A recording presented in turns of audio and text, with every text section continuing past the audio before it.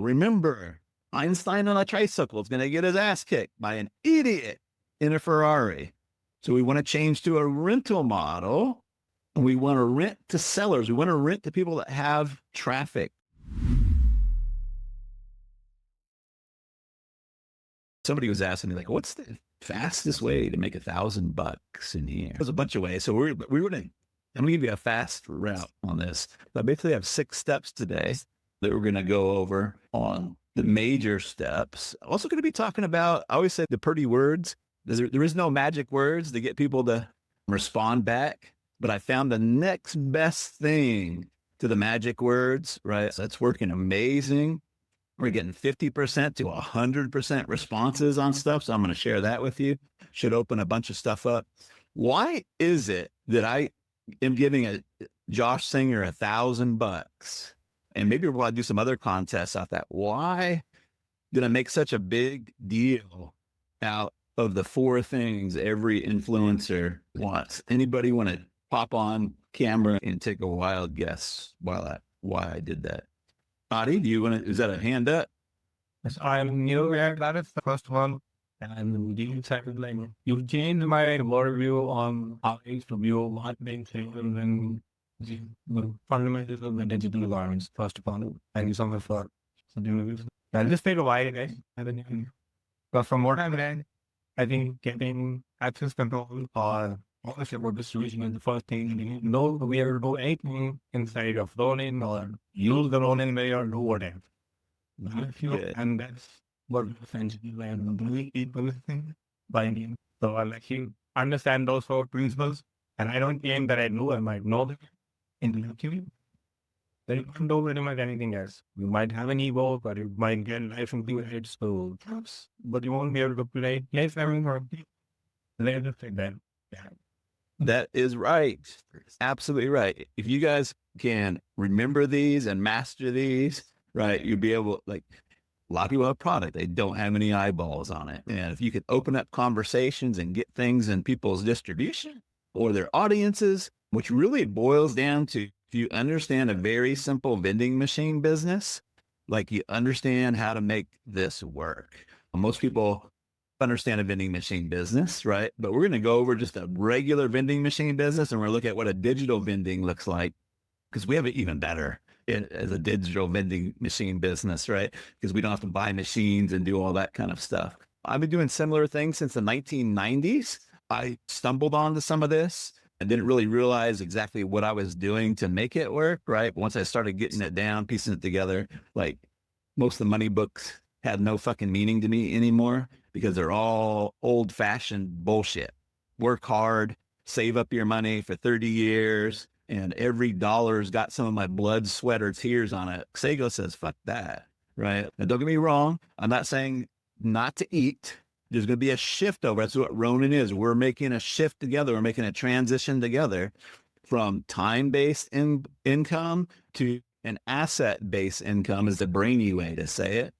But the model that we use matters a lot. Most of the world, I call them civilians outside of Ronin, they use a let's trade our life for money model. I did that too. So I'm not, and there's nothing wrong with it actually, except in 2025, it's getting harder and harder with inflation to actually make it trading your time for money. As Ronin, we don't like it very much because we don't like to take orders from people, right? That's our big thing. We want to create our own games. We don't want to take orders from people. That's a big issue. The model matters more than anything else.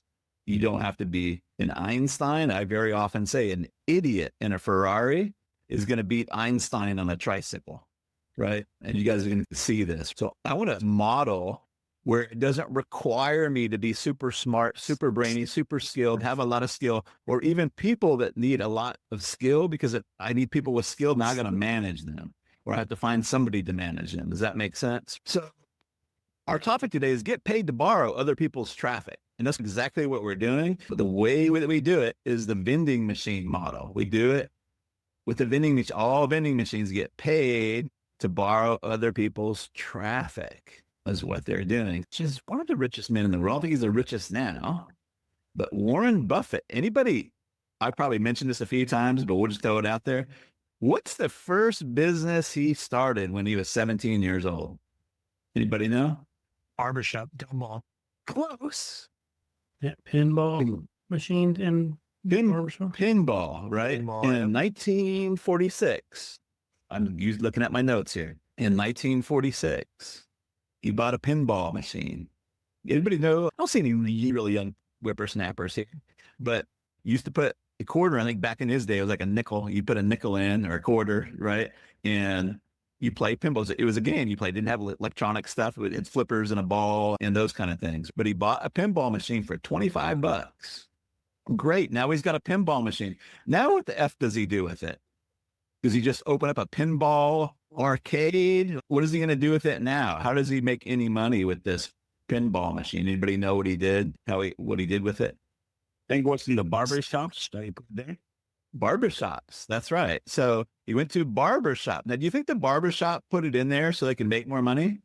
No, just to have their clients, to service their clients, to have them do that. That's right. Everybody's sitting around, don't have much to do, look at some magazines, bored, right? And this was Warren's pitch to them. Hey, let me put a pinball machine here. It'll give your customers something to do while they wait. And they'll split the profits with you 50-50. It's easy. Put the first one in. It's hard to find the numbers of exactly what he did, but he made his $25 investment back in the first day, right? In the first week, he did $125. Because he's Warren Buffett, he didn't spend it. He went out. What do you think he did with that $125? Get more pinball machines. He went and got another pinball machine and put it in another. Shit, this works. Let's put it in another barber shop. Guess what he didn't do? Guess what he didn't do? Do you think he refurbished the pinball machines? This is an important key point because our middle class upbringing, what didn't he do? Do you think he went and collected the money every day? I don't know if I'm stumping people. My low my self-esteem. What didn't he do? Did he go out and collect the money from the machines? Yeah, no, that wasn't his job. I see lots of Beamer and Ronin go, oh, I'm going to write all the emails. I'm going to do all this. I'm going to do all that. That's the same thing as servicing machines. I'm not saying never to do it if you don't have somebody to do it. Like, just shit's got to get done. But his job was to what? What was Warren Buffett's job? To be the producer as in the film. What was that? To be what a producer is, not a film. Acquire more machines. Get more machines. Locate more machines. Get more machines. Locate more machines. That was his job. What was the asset? This is a tricky question. What was the asset here? This is a tricky question. What was the asset that he was cash flowing? The barber shop. It's really good, DG. That's really good. Location, the control of the location was the real asset. Wasn't so much the pinball machine, it was the control of the location and the relationship with the barber, the relationship with the distributor. You think you could put something else in there too? We'll talk about that a little later on. But getting control is me going to my Machiavellian self. It's been the same for hundreds of years. You got to get control of something. Back in the day, you had to get control of land, right? Which was brutal. But it's still the same. We have to get control of something valuable and then rent it out. What Buffett did is got control of a little corner of a barber shop. You got control of a little section of a barber shop, put a pinball machine in there, and he cash flowed it. Who's doing the work? Warren or the location or the pinball machine? It's the model, right? It's a cash flow business, which are just the most beautiful words to me. It's one of the things that appealed to Warren Buffett as well. It was a cash flow business. It cash flowed immediately. One of the things is, and very few investor books talk about this, is how fast can you get your capital back? How fast can you get what you put into it back? And money's not the only thing we invest. We invest our time and our energy, right? So I'm not going to go too deep on the principles here. But if you're trading, and again, I'm not trying to beat up on people, but if you're trading your time for a retainer fee, are you getting your energy back? Can you ever get your energy back? No. Like, You have to trade it for other sources of energy, right? Making a trade of the most valuable resource on earth, which is your life energy, for fucking paper makes no goddamn fucking sense. They're printing it off right now, just printing it. Working class people can't keep up. They're printing it off so fast. If we don't break this, right, like we're going to be 65 and still broke. Am I lying? If you look at them, like everybody knows the numbers, like 90% of people that when they reach 65, they're still not financially independent. Why? Because they tried to work, save up the difference, put it into the market, and hope, right? The market goes up 10% every year, right? But it doesn't work. 90% don't ever make it. It's their model. I don't care if they're Einstein on a tricycle isn't going to be able to keep up with an idiot from Arkansas who's got a Ferrari can compare, or even an old Ford F-150. There's no way they're going to be able to keep up, right? You don't see this in any personal finance books. They don't never tell you to change your model. Some of them tell you to start a business. But what are most businesses? It's another trade your time for money situation. Agency, it's the same. You're just self-employed, right? The old cash flow quadrant, or the quadrants, the 4 quadrants, right? You have employee up at the top left, self-employed underneath that. It's the same thing. You're just doing the same thing. And then you over on the right hand, this idea of business and investor, right? We call it 5th quadrant, where we actually produce investments, right? Because usually to be an investor, you need a shit ton of capital, right? Or a business, you need a shit ton of capital. But if you produce investments, what did Warren Buffett do? He produced an investment for $25. He got his capital back. I think the end story of this, he ended up with 7 machines on the route, and he sold the whole route for $1,200 with a $25 investment. I don't know how much cash he got. That's like a 40, what was it? 40, let me make sure I get my numbers right. 4,700% return, right? We all know I can't count because we just watched me butcher counting, right? So I make sure I got it on my notes here. 4,700% return. I joke around a lot because when I go to Chat GPT and I start talking about numbers like, this was unreasonable. Normal returns are 10%. Even Chat GPT has read all the personal finance books. But I am upset if I can't get 100% returns. That's like lowish returns. And I want my capital back super fast. And the vending machine business is one of the very few ones where you can do that out in the real world. Like I watch a lot of vending machine videos, and it's great. It's the same concept, right? I was watching a guy, he said he places a lot of machines. I can't remember. He's got like 50 locations and does really well with them. He has smart machines. But what a lot of people don't realize about the vending machine business is it's not about the revenue share. Yes, it's a little, he actually only gives like 10% of the revenue share. It's mostly an amenity and how does it serve our people, right?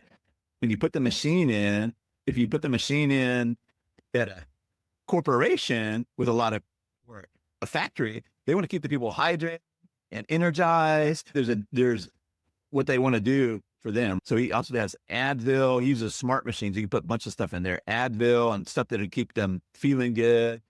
It's a benefit, right? If you put a pork sandwich machine in a Jewish synagogue, it's probably not going to work out so well, right? You're probably not going to be able to give them, even if you give them 100%, it ain't going to work. They're not going to let you borrow their traffic. Does that make sense? They're not going to let you borrow their traffic for that. So again, it's one of those reasons why I did the contest. Those 4 things: solve a problem, make them look like a hero. What's the next one? Solve a problem, make them look like a hero. Nothing on their to-do list. Don't put things on their to-do list. And what's the last one? Last one is, that's the compensation, right? So they need to say, hey, would it be valuable enough to have a bagels and lox machine in the synagogue so you don't hear everybody's stomach growling, right, during the service? Yeah. So they may not want any payment at all. Does that make sense? Let's look at some other things on this vending machine model. Do we need product? I always say product, right? My old Arkansas product, buy my product. Right? Do we need product in a vending machine business? Does it have to be our product? Do we have to manufacture it? If we're going to put Fritos in the machine, do we have to create our own Fritos? No. By the way, if you have product, another big reason to go into Ronin is because there's people that will put your product out in all these vending machines, right? I always feel like I'm a little bit braggadocious on this, but I'm already like at 34,000 in royalties, and we're only 2 days into the new week for my stuff being in other people's vending machines. Does that make sense? So if you're like, hey, I've already got product, right? Work with the Ronin to go put it in the vending machines. Does that make sense? It's more about the network here. That's why I'm putting the network together, right? We don't need product. We don't need our own traffic. We're going to borrow other people's traffic. You think that from an internet marketer or online business owner standpoint, like how much of our lives is devoted to driving traffic all the time? Half. I put very little into it, right? How much sales do you have to do? Do you think Warren Buffett had to convince people to use the pinball machine? How much sales do you have to do? If you're in a flow of traffic, how much sales do you have to do? Not very little, right? Because you're in traffic. It's a convenience factor. You're solving a problem for them, right? Very little sales that you have to do. In the digital vending machine business, that we get everybody else to do the selling for us, right? We'll talk about that, but right, very little sales you have to do. So now we don't have to drive traffic. We don't have to worry about sales. We don't have to worry about delivery, right? Does that make sense? And if you have a business that you love, I'm not telling you to change it, right? I like to coach. I can't not do this, but I do this because it's my reward for having my royalties come in. Does that make sense? And I'm going to turn this into other stuff, which I can repurpose, put in other people's vending machines, right? And do other stuff with it or rent access to it. What other benefits are there to running a vending machine business? Just a regular old vending machine business. Let you guys brainstorm. What's another benefit? I'd say it's easier for you to get products when you have the distribution already in place. Yeah, you're absolutely right. Warren Buffett had to cough up $25. I don't want to compete with Warren Buffett at all in the brains department because he'd whip my butt.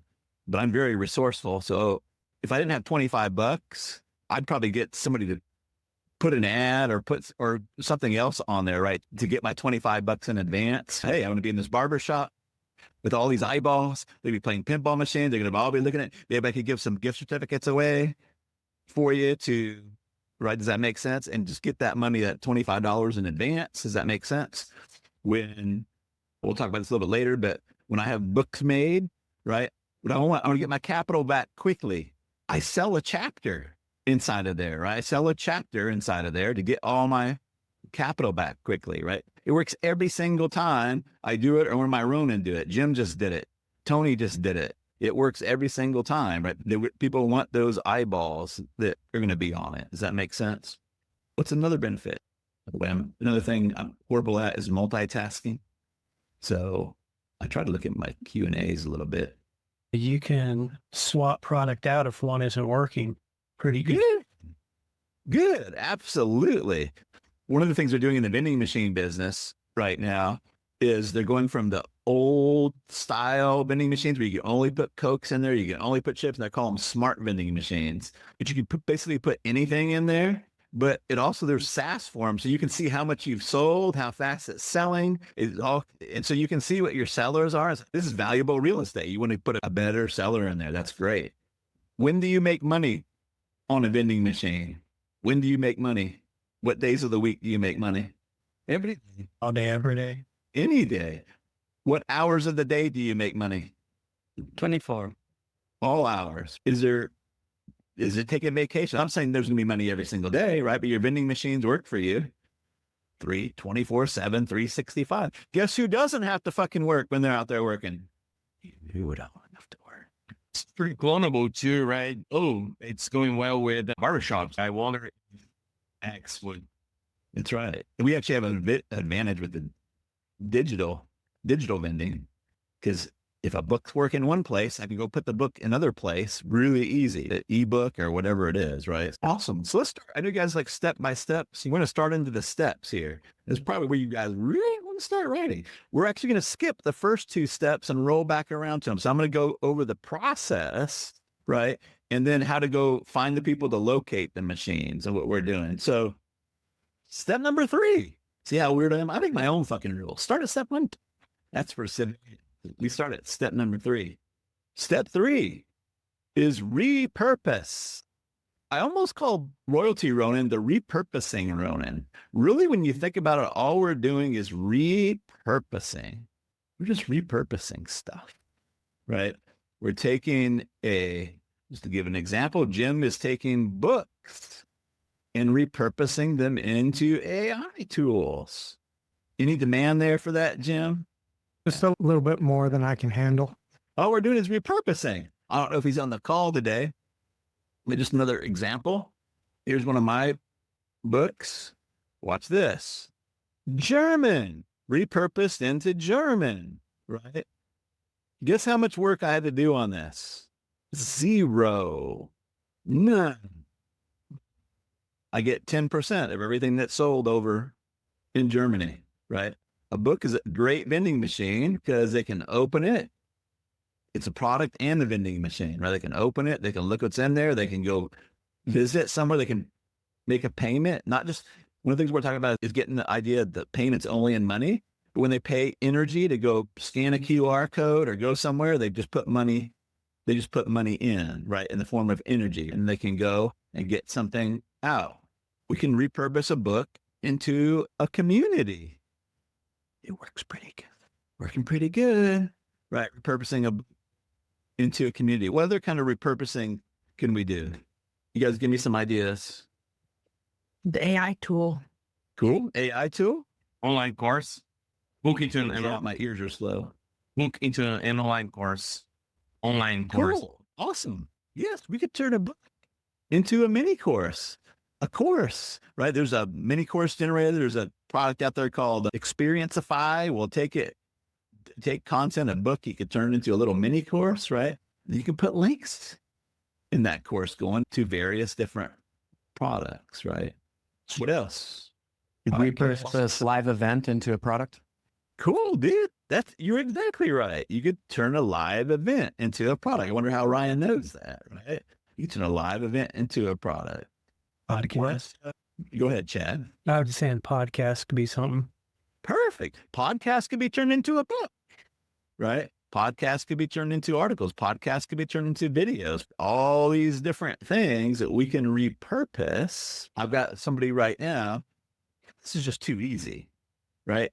It just escapes people. It's, but I've got a Ronin right now who's going to compile my Facebook posts and put them into a book. Guess what? I'm not paying him anything up front. Guess how I'm going to pay him? From the sales. Yeah, profit split. I'm not going to pay him anything on Amazon sales. Leads. Access to the leads. These aren't wrong answers, by the way. This is just not what I'm doing. Nope, not going to pay him on leads. You can put a bonus That's not wrong in answer. that You book. can totally pay something off leads. Chapter. Leandro, I don't know if it's just my slow ears or your fast tongue, but I have a hard time hearing you. I said, Bonus chapter in the book. Okay, I could do a bonus chapter. Awesome. You guys are coming up with great ideas, right? Bonus chapter in the book, but that's not what I'm doing. Ronin affiliate. Are you paying them in Yeah, product? there you go. Ronin affiliate. So I'm like, if you do it, right, I'll put a bunch of eyeballs on it. We'll put up an Amazon super cheap. We'll put it in all kinds of other people's flow and distribution because it solves a problem for people, right?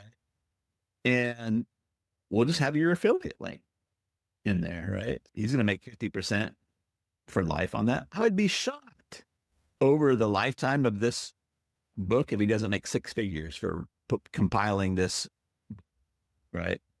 I would work that deal out.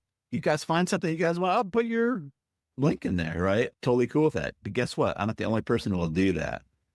We'll talk about that a little bit. Now, you want to understand that the repurposing, that's all we're really doing, right? What is Beamer? We're repurposing. We're taking either a webinar, a BSL, or some kind of sales process that they already have, and we're repurposing it into a Google document, right? But what we're using to put into the Google document is based off of conversations that we have with the people, right? And we're repackaging their product sometimes. Sometimes they put a product in their vending machine that's not packaged. It could be packaged a lot better. We can make it into a package. That's really all Beamer is. I'm just repurposing stuff that they already have that's working. So one of my favorite things is when I have a webinar that's working, it's so easy. Oh, the webinar is working. It's working great. If I just turn the webinar on its side, right? Use that for my emails that go out, but just put up a Google document, right? We don't even need the sales call. Does that make sense? I'm just repurposing into a simpler format. So I'm really coming in and just changing the vending machine, which is a little bit more advanced, right? It's a little bit more advanced because it's a little bit harder sometimes to say, oh, you've got this vending machine, right? I think my vending machine over here is going to make you more money. I never try to change their vending machine out because they're living off of that right now, but I go in and put another vending machine somewhere else. Is there any end to the amount of stuff that you can repurpose? You can repurpose one thing, repurpose it into another, repurpose it into another. This is good news. It means Ronin will always have cash flowing vending machines that they can go place. Always. There's always stuff changing, right? Does that make sense to everybody? Is this too deep? We're just repurposing. In the vending machine world, they call it refurbishing. They take a vending machine, they take an old vending machine, they refurbish it, right? If you guys watch the Cody Sanchez, they just took an old vending machine, they refurbished it. They said, what products would they like in there? And they put those products in there and they tested those products out. Every single business, I don't care how fancy or what business it is, you have a supply of something, you do some shit to it, and you go sell it, you put it in distribution somewhere else. I don't care if you're running Facebook. I don't care if you're running crypto farming, right? It's the same thing. You got a supply of something, you do something to it, and you go put it in the flow somewhere. If we're selling our time, like we got our time. Now we're going to wake up in the morning, we're going to brush our hair, right? We're going to go to work, we're going to clock in, we're going to do something with that time, right? We're basically sell it to a boss or a client. Does that make sense? Repurpose, third step. Next step, relocate. We want to repurpose and we relocate, right? We can repurpose it, then we're going to relocate it. What does that mean? Relocate. We can change the channel. We can change the country, right? Channel being, we can take it from YouTube. You'd say, take the best YouTube videos and let's turn that into a short book. And where do we relocate that book to? Amazon, more than likely. Amazon would be one, right? That we could relocate that book. But if we look at the book and we say, what problem does this solve? And for who does it solve it? Then we can put it in all kinds of little tinier barbershops with lots of traffic. It's even better because it solved that specific problem, right? I'm giving these books away digitally and physically to people. Why am I giving them away? It's that vending machine, right? People that are coming off of this, coming into my community, they're reaching out, right? They're buying stuff from here, right? A book. I don't have a big dog in the fight, which kind of motto you use. Typically I'm more of a written kind of guy. You may be more kind of a video kind of person, or maybe you're more of a tech kind of person with AI. So it may make sense to take things and repurpose them into what you're comfortable with. But me is books and courses and those kind of things. Does that make sense? Yours can be different. Books are great because they're such a Trojan horse. They're easy to go in and relocate, right? Does that make sense? They're easy to go in and relocate. When you want to relocate something, start with something small. Don't try to relocate a 12-week course. It's like a vending machine. Pinball machine's actually pretty big, right? But don't go in there trying to put in 5 vending machines. Don't try to put in a vending machine store, right? Which is what some people do actually, but you don't start out doing that, right? This old Cialdini stuff, right? Remember the Cialdini? If you want to put a big, huge sign in somebody's yard, don't start with the big sign. What do you start with? How do you get the big sign in somebody's yard? Start with a small sign first. Very good, right? It's the same thing here. And a book is really small, especially an ebook. It's easy to bonus in. It's easy to give away, right? It's easy to get in their welcome emails. What does every newsletter person want? If you have a newsletter, what's some of the things that you want as a newsletter owner? What's some of the things you want as a newsletter owner? Good content. Okay. So you got the content. Now what do you need? More people to be subscribed to the newsletter. You want subscribers. Awesome. What's a good way to get more people to subscribe? It's as old as the hills. More balls. Hit magnet. Bonuses, premiums, right? It's easy to go to a newsletter owner and say, hey, can I pay you to give away this book that will help your salespeople shorten the sales cycle? If they have salespeople, yeah, I would like to get paid to give that away. Does that make sense? Super easy to get in flows if we're solving those 4 questions, if we're solving those problems. We can relocate to download areas. I am in a shit ton of download areas. Buyers, they buy and they get something of mine as a bonus, or they get something of mine as added in. So I'm in a shit ton of download areas. I get buyers every single day, right? By being in people's download areas.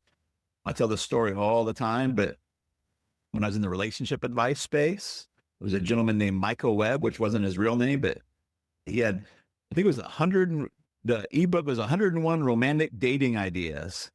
And he was on almost every single dating website and every single relationship advice product, right? He's, hey, give it away as a bonus, right? And everybody would give away this 101 romantic dating ideas book.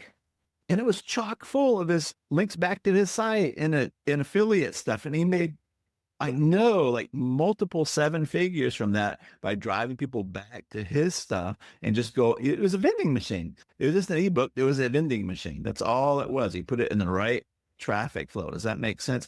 Anybody could do this, right? You can be an agent. In the vending machine business, they have people that are what's called locators, right? So they go out and they locate your machines for you. Guess what? In the vending machine business where they don't pay locators shit, right? They might locate a machine that makes thousands of dollars a month, hundreds or thousands of dollars a month, and they might get like $250 for it, $500, right? We're licensing agents. Typical licensing agent gets paid 30% to 50% just for locating stuff. I am happy. Anybody brings me a deal where they can locate one of my products in flow, I'm happy to give you 50%. Ecstatic. I give even more than that sometimes, right? For me, like, I don't look at how many dollars do I have. How many dollars I have is irrelevant to me, as much of how much blood, how much of my blood, how much of my sweat, how much of my time is on this bill. Does that make sense? If I can get a dime with no blood on it, like, I'd much rather have that than $1 with George Washington's face smeared with my sweat and blood on there. Does that make sense? I'd much rather do that kind of deal. So repurpose, relocate. Is this hard yet? Does this seem hard to anybody? Like, it's okay if it is, seeming hard, right? Repurpose, relocate. Find something that we can repurpose. How many businesses make one piece of content and they repurpose it every which way that they can? How many businesses, if you get 100 businesses in a room, right? How many businesses get a piece of content and they repurpose it every single way that there's possible? Not many. You. 0. That is the correct answer. How many businesses do you think take one piece of content and even repurpose it one way? I don't know, but not very many. This is a wide open opportunity out there. When we could do steps in 1 and 2, like we'll talk about what to look at, right? But all we're doing is repurposing, relocating. And then this one seems simpler than it really is. Not simpler. It just seems like a no duh, Travis, when we're talking about vending machines. But we want to rent. We want to rent, not sell. We want to rent, not sell. I don't see anybody writing this shit down. We want to rent, not sell. This is the major problem. We want to rent, not sell. Rent. Rent is lovely words. selling our time, onesie twosie, selling a product, onesie twosie, selling one-on-ones, onesie twosie, selling and having to go resource that product over and over again is the shortcut to the fucking old graveyard. And I'm passionate about this because I only spent 3 decades of my fucking life doing this. It seemed like 3 fucking centuries. And I don't want other people to have to go through this, right? It's the difference between the flipping model in real estate and the renter model in real estate, right? Flippers, like, oh, I can make all this money real fast, but you stop flipping and guess what? Like now you don't have any money coming in because you're not renting. And it makes sense because in order to get a rental house, you got to come up with 20% down or do some financing, right? So if you're like the normal house now is, I don't even know, 400 grand. So you got to come up with 80 grand. So it makes sense why a lot of people flip rather than rent because you have to come up with 80 grand. You got to make sure there's enough margin and it's complicated. Let's take a regular vending machine business. Look at what Warren Buffett did. He invested $25 into this vending machine business and then he rented it. He rented it out on the rev share. Does that make sense? He rented it, right? It's the cash flow business, right? Yes, we can sell consulting.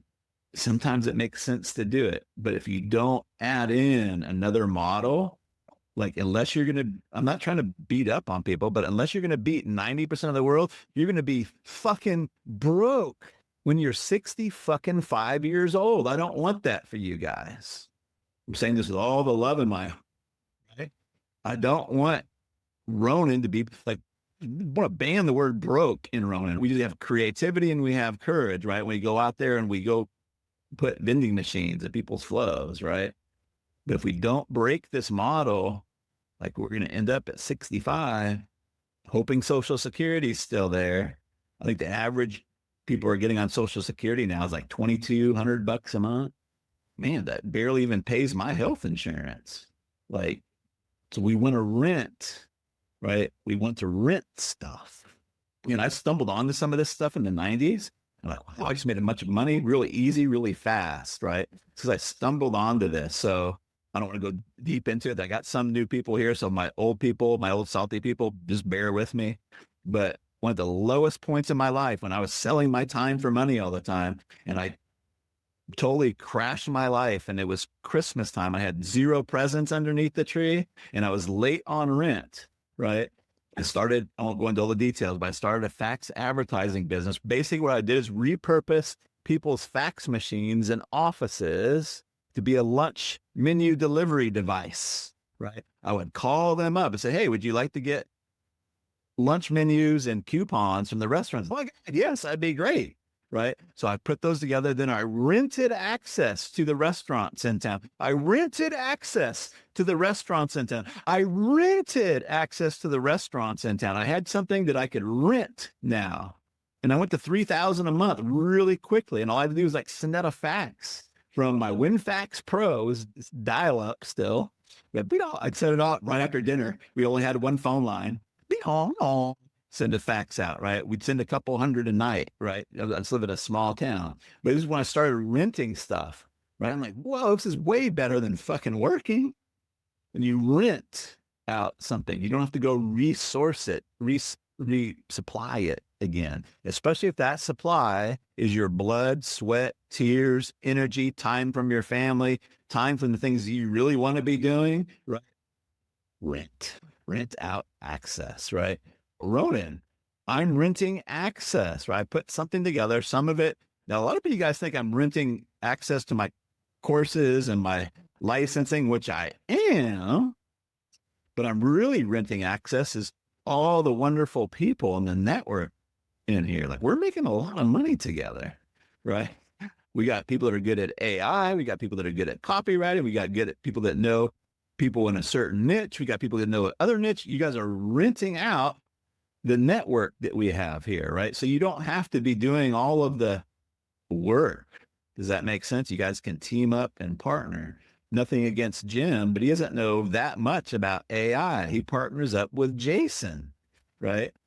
Jim goes and gets the location and puts it in the location and goes and gets Jason to do the AI stuff. So you guys don't have to do all this, and you don't want to do all of it, right? Do the parts you love to do, but Warren Buffett wasn't in there collecting the cash from these machines. When I was watching this guy on that owns the vending machine routes, the biggest mistake people make is they try to do everything themselves. They go stock the snack machine, they go collect the money, and all of a sudden they can't place any more machines, right?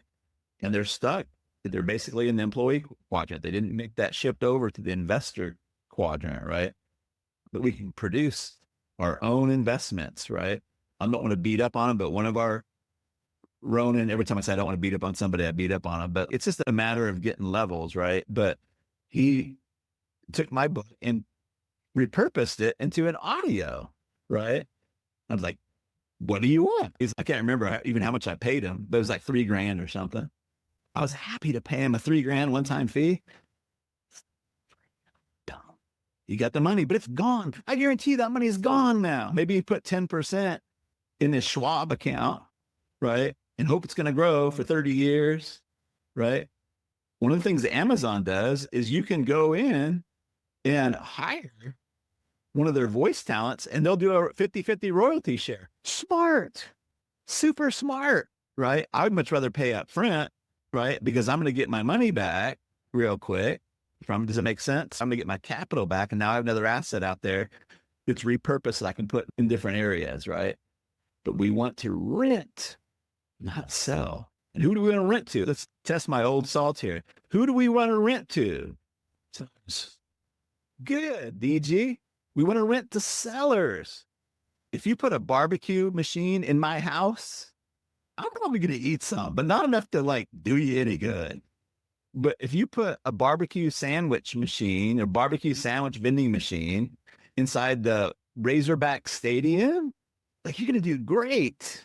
So not only do we want to not sell, we don't want to sell onesie twosie, which is what most of the world does. We sell onesie twosie. We have one employer. We have a lot of freelancers really only have one client, right? They're not really even freelancers. They're just working for one person, right? But they're selling onesie twosie. So the first thing we want to do is rent. We want to change to a rental model. Remember, Einstein on a tricycle is going to get his ass kicked by an idiot in a Ferrari, right? So we want to change to a rental model, and we want to rent to sellers. We want to rent to people that have traffic or foot traffic. You ain't making no money with a vending machine that has no foot traffic. Does that make sense? You start doing that and your cash flow is going to start stacking up. You can do this in your spare time. And a lot of you guys are already running businesses. And again, I know eating is a good thing. So I'm not saying go destroy everything, but you can put these vending machines, you can install or locate these vending machines in your spare time and start stacking up the income. So step 6 and the last step is repeat. So we got repurpose is step 3. Relocate is step 4. Step 5 is rent for royalties. And step 6 is repeat. Now, interestingly enough, this is another huge mistake that budding investor Ronin made. Is they try to go and relocate a machine in a brand new distribution flow rather than going to the one that's kicking ass and looking at where else can we get more distribution inside of that flow. So if you go to let's say you go to an apartment complex, right? And say there's 4 apartment buildings there. And let's say, let's run a test, right? Let's run a test. Let's put this new smart machine. We're going to fill it with over-the-counter drug stuff, right? Advils, aspirin, tampons. We're also going to put in some sodas and water. We're going to test and see what works the best, right? The little pharmacy does great in there. When they aspirin, if you don't have any aspirin, like you're going to pay any amount, right, to get that aspirin, right? And so go and say, great, this worked great. Can we put them in your other 3 complexes, right? Does that make sense? Oh, we got these in the entryway. What about the laundry room? What can we do in the laundry? Can we put a mini one in the laundry room? Right? Work with these distribution and get more and more distribution from it. Does that make sense? So we want to repeat, right? Change the channel with them, right? So one of the things I love to do, it's way easier to change the channel, build a whole new vending machine. What I mean by that is if my vending machine's working great in their autoresponder, I can go out with direct mail with it, right? And what I don't like about direct mail is that it's not always flowing, right? But I can change the channel. If it worked on their autoresponder, right? I can go, I know it's going to work on their direct mail. Does that make sense? Or I can put it somewhere else. Where else could we put this vending machine, right? It's digital, but we want to stack those up. So we got step 3, 4, 5, and 6, right? What's step 3? Pop quiz. What's step 3? Repurpose. Good. Repurpose. What's step 6? I'm gonna change this up on you. Repeat. What's step? Repeat. Good. What's step 4? Relocate. Guys are kicking ass. Either you wrote it down, which is good. That's a win, right? What's step 5? And monetize. What was it? Rent. Say it loud and proud for me. Rent. Not Rent. sell. Rent. That's right.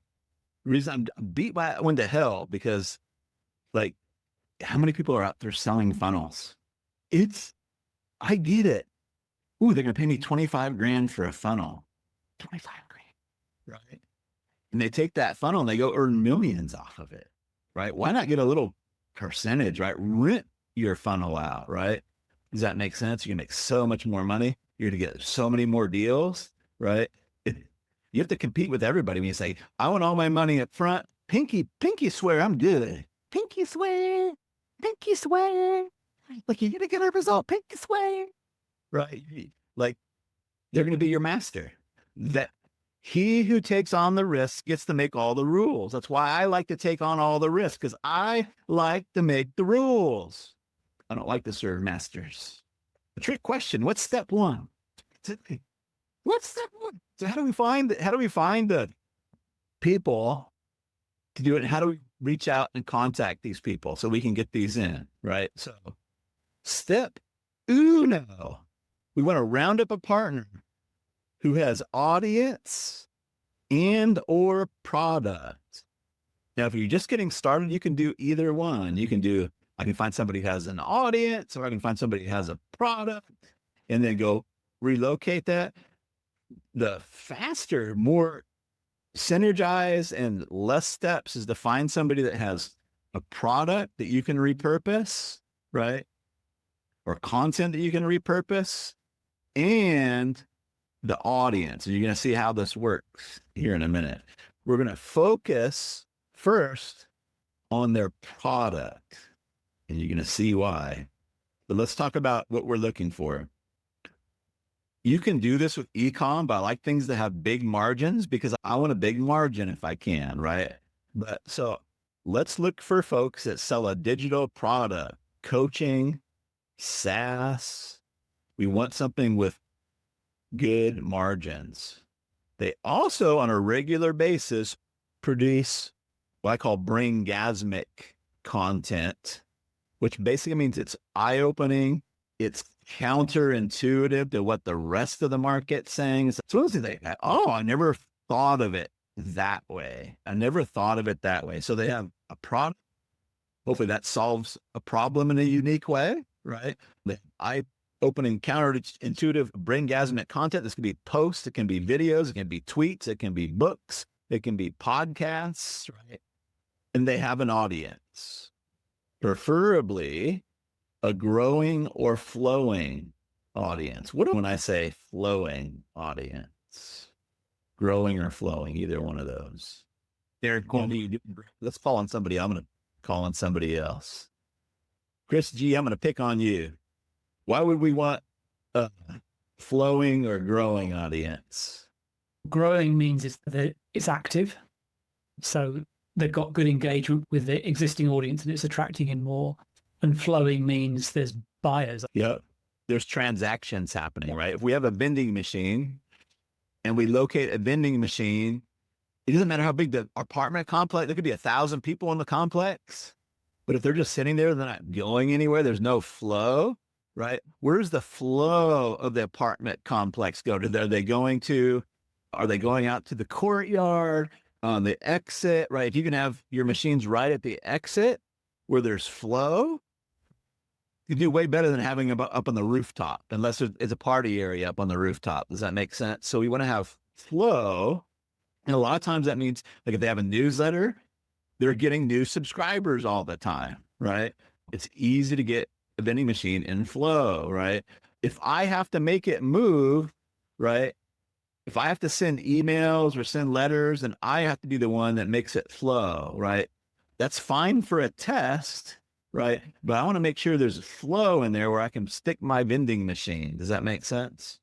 So if you just want to press the I believe button on this for right now, find somebody that has all of those things. You can actually find somebody that just has an audience and then look at stuff that their audience has problems with that they're not solving and plug that in. But start with who has product, audience, and content, and you're going to see why here in a minute. Does that seem too light for you guys? Like, you guys can usually look at that right away. Like, you can see how big their YouTube channel is, right? Do they have any products, right? A lot of YouTube guys don't have any products, right? I'm not saying not to do business with YouTube guys, but for right now, go find, if you want to make $1,000 a month real fast, find a YouTube guy that also has a product, right? A digital product at the same time, and they put out lots of content, right? 'Cause that content on YouTube is flow, right? They're putting out a video every day and you get in their description box, right? Pretty awesome. Does that make sense? If they're putting out a video every day or on their channel, right? So let's talk about step 2. How do we get in front of them? We're going to spend some time on this one. Step 2 is research and RFP. What is RFP? And it's not request for a proposal for you corporate people. What is RFP in the Ronin world? That's a free proposal. Oh, good, Chad. Risk-free proposal. It's with this RFP why Ronin can kick ass. For most of the world, they do cold outreach, and they're lucky if they get 2 responses out of 200 because they're making risky proposals. Even if it's just, hey, can we jump on Zoom? That's a risk. We want to make risk-free proposals. Research is the other part that people leave out. They're just like, oh, I'm just going to say, I'm not going to do any research. So inside of Ronin, I'm not going to go over it deeply now, but I beat up on a Ronin in there because 5 minutes of research gave me all the copy that I needed, right? So you want to go in there and look at that. We want to use, the secret is to use words that they're using. Don't use words they're not using. If they're using, I help X to grow their YouTube channel, right? I help business owners grow their YouTube channel. Don't get fucking fancy with it. Use their words, right? On these openings, right? So you want to do a little bit of research. What is their product's name? What is their product's name? Anything that you can use, right, that points at their children. Everybody likes to talk about their children and their names and what they did. Their products are their children, their ideas, their methodologies, the things that they name. If somebody comes to me and said, oh, I love the triangle of insight, can I pay you to put that in my membership area? They're going to get my attention. Works, right? Because I have the triangle of insight. But if somebody comes to me and says, hey, would you be open to jumping on a Zoom call? I would like to put some of your products and see if we can do a collaboration. Ignore, right? Does that make sense? So let's talk about some of these examples. I'm going to give you the secret here. And I don't use that word lightly. You guys are already paying me. You guys are already Ronin, right? There's no reason for me to use the word secret unless it really is a fucking secret, right? So this is some of the stuff you might want to write down. We don't need fancy words because we make better offers. And here's the secret to that. I'm going to give you the principle. Then we're going to go over the tactics and the actual sentence structure. But I want you guys to understand the principle. Here's the secret. Offer to pay them for something they already want and normally would have to pay for. Offer to pay them for something they already want and would normally have to pay for. The challenge is going to be sometimes is how do I do that? I'm just giving you the words, right? Just as a junior high example. Let me pick on somebody here. Leon, what's your dream car? Like, maybe you might already be driving it, but what's your dream car? Probably some kind of Ferrari. Cool. So this is important, right? If I see on his profile or somewhere that he wants a Ferrari, do you have a color that you would like your Ferrari? I'm sure red would be good. Red. That seemed pretty good. You'd probably like Tom Selleck, right? That's where I was. One of my first Ferrari from Magnum PI. Oh, I thought cool. Like, how do you envision yourself when you get in that Ferrari? Like, where would you drive it? Like down Pacific Coast Highway? That's my always. Whenever dream cars like Pacific Coast Highway, I'm going down there. Yeah, some windy road, right? Burning rubber. Yeah.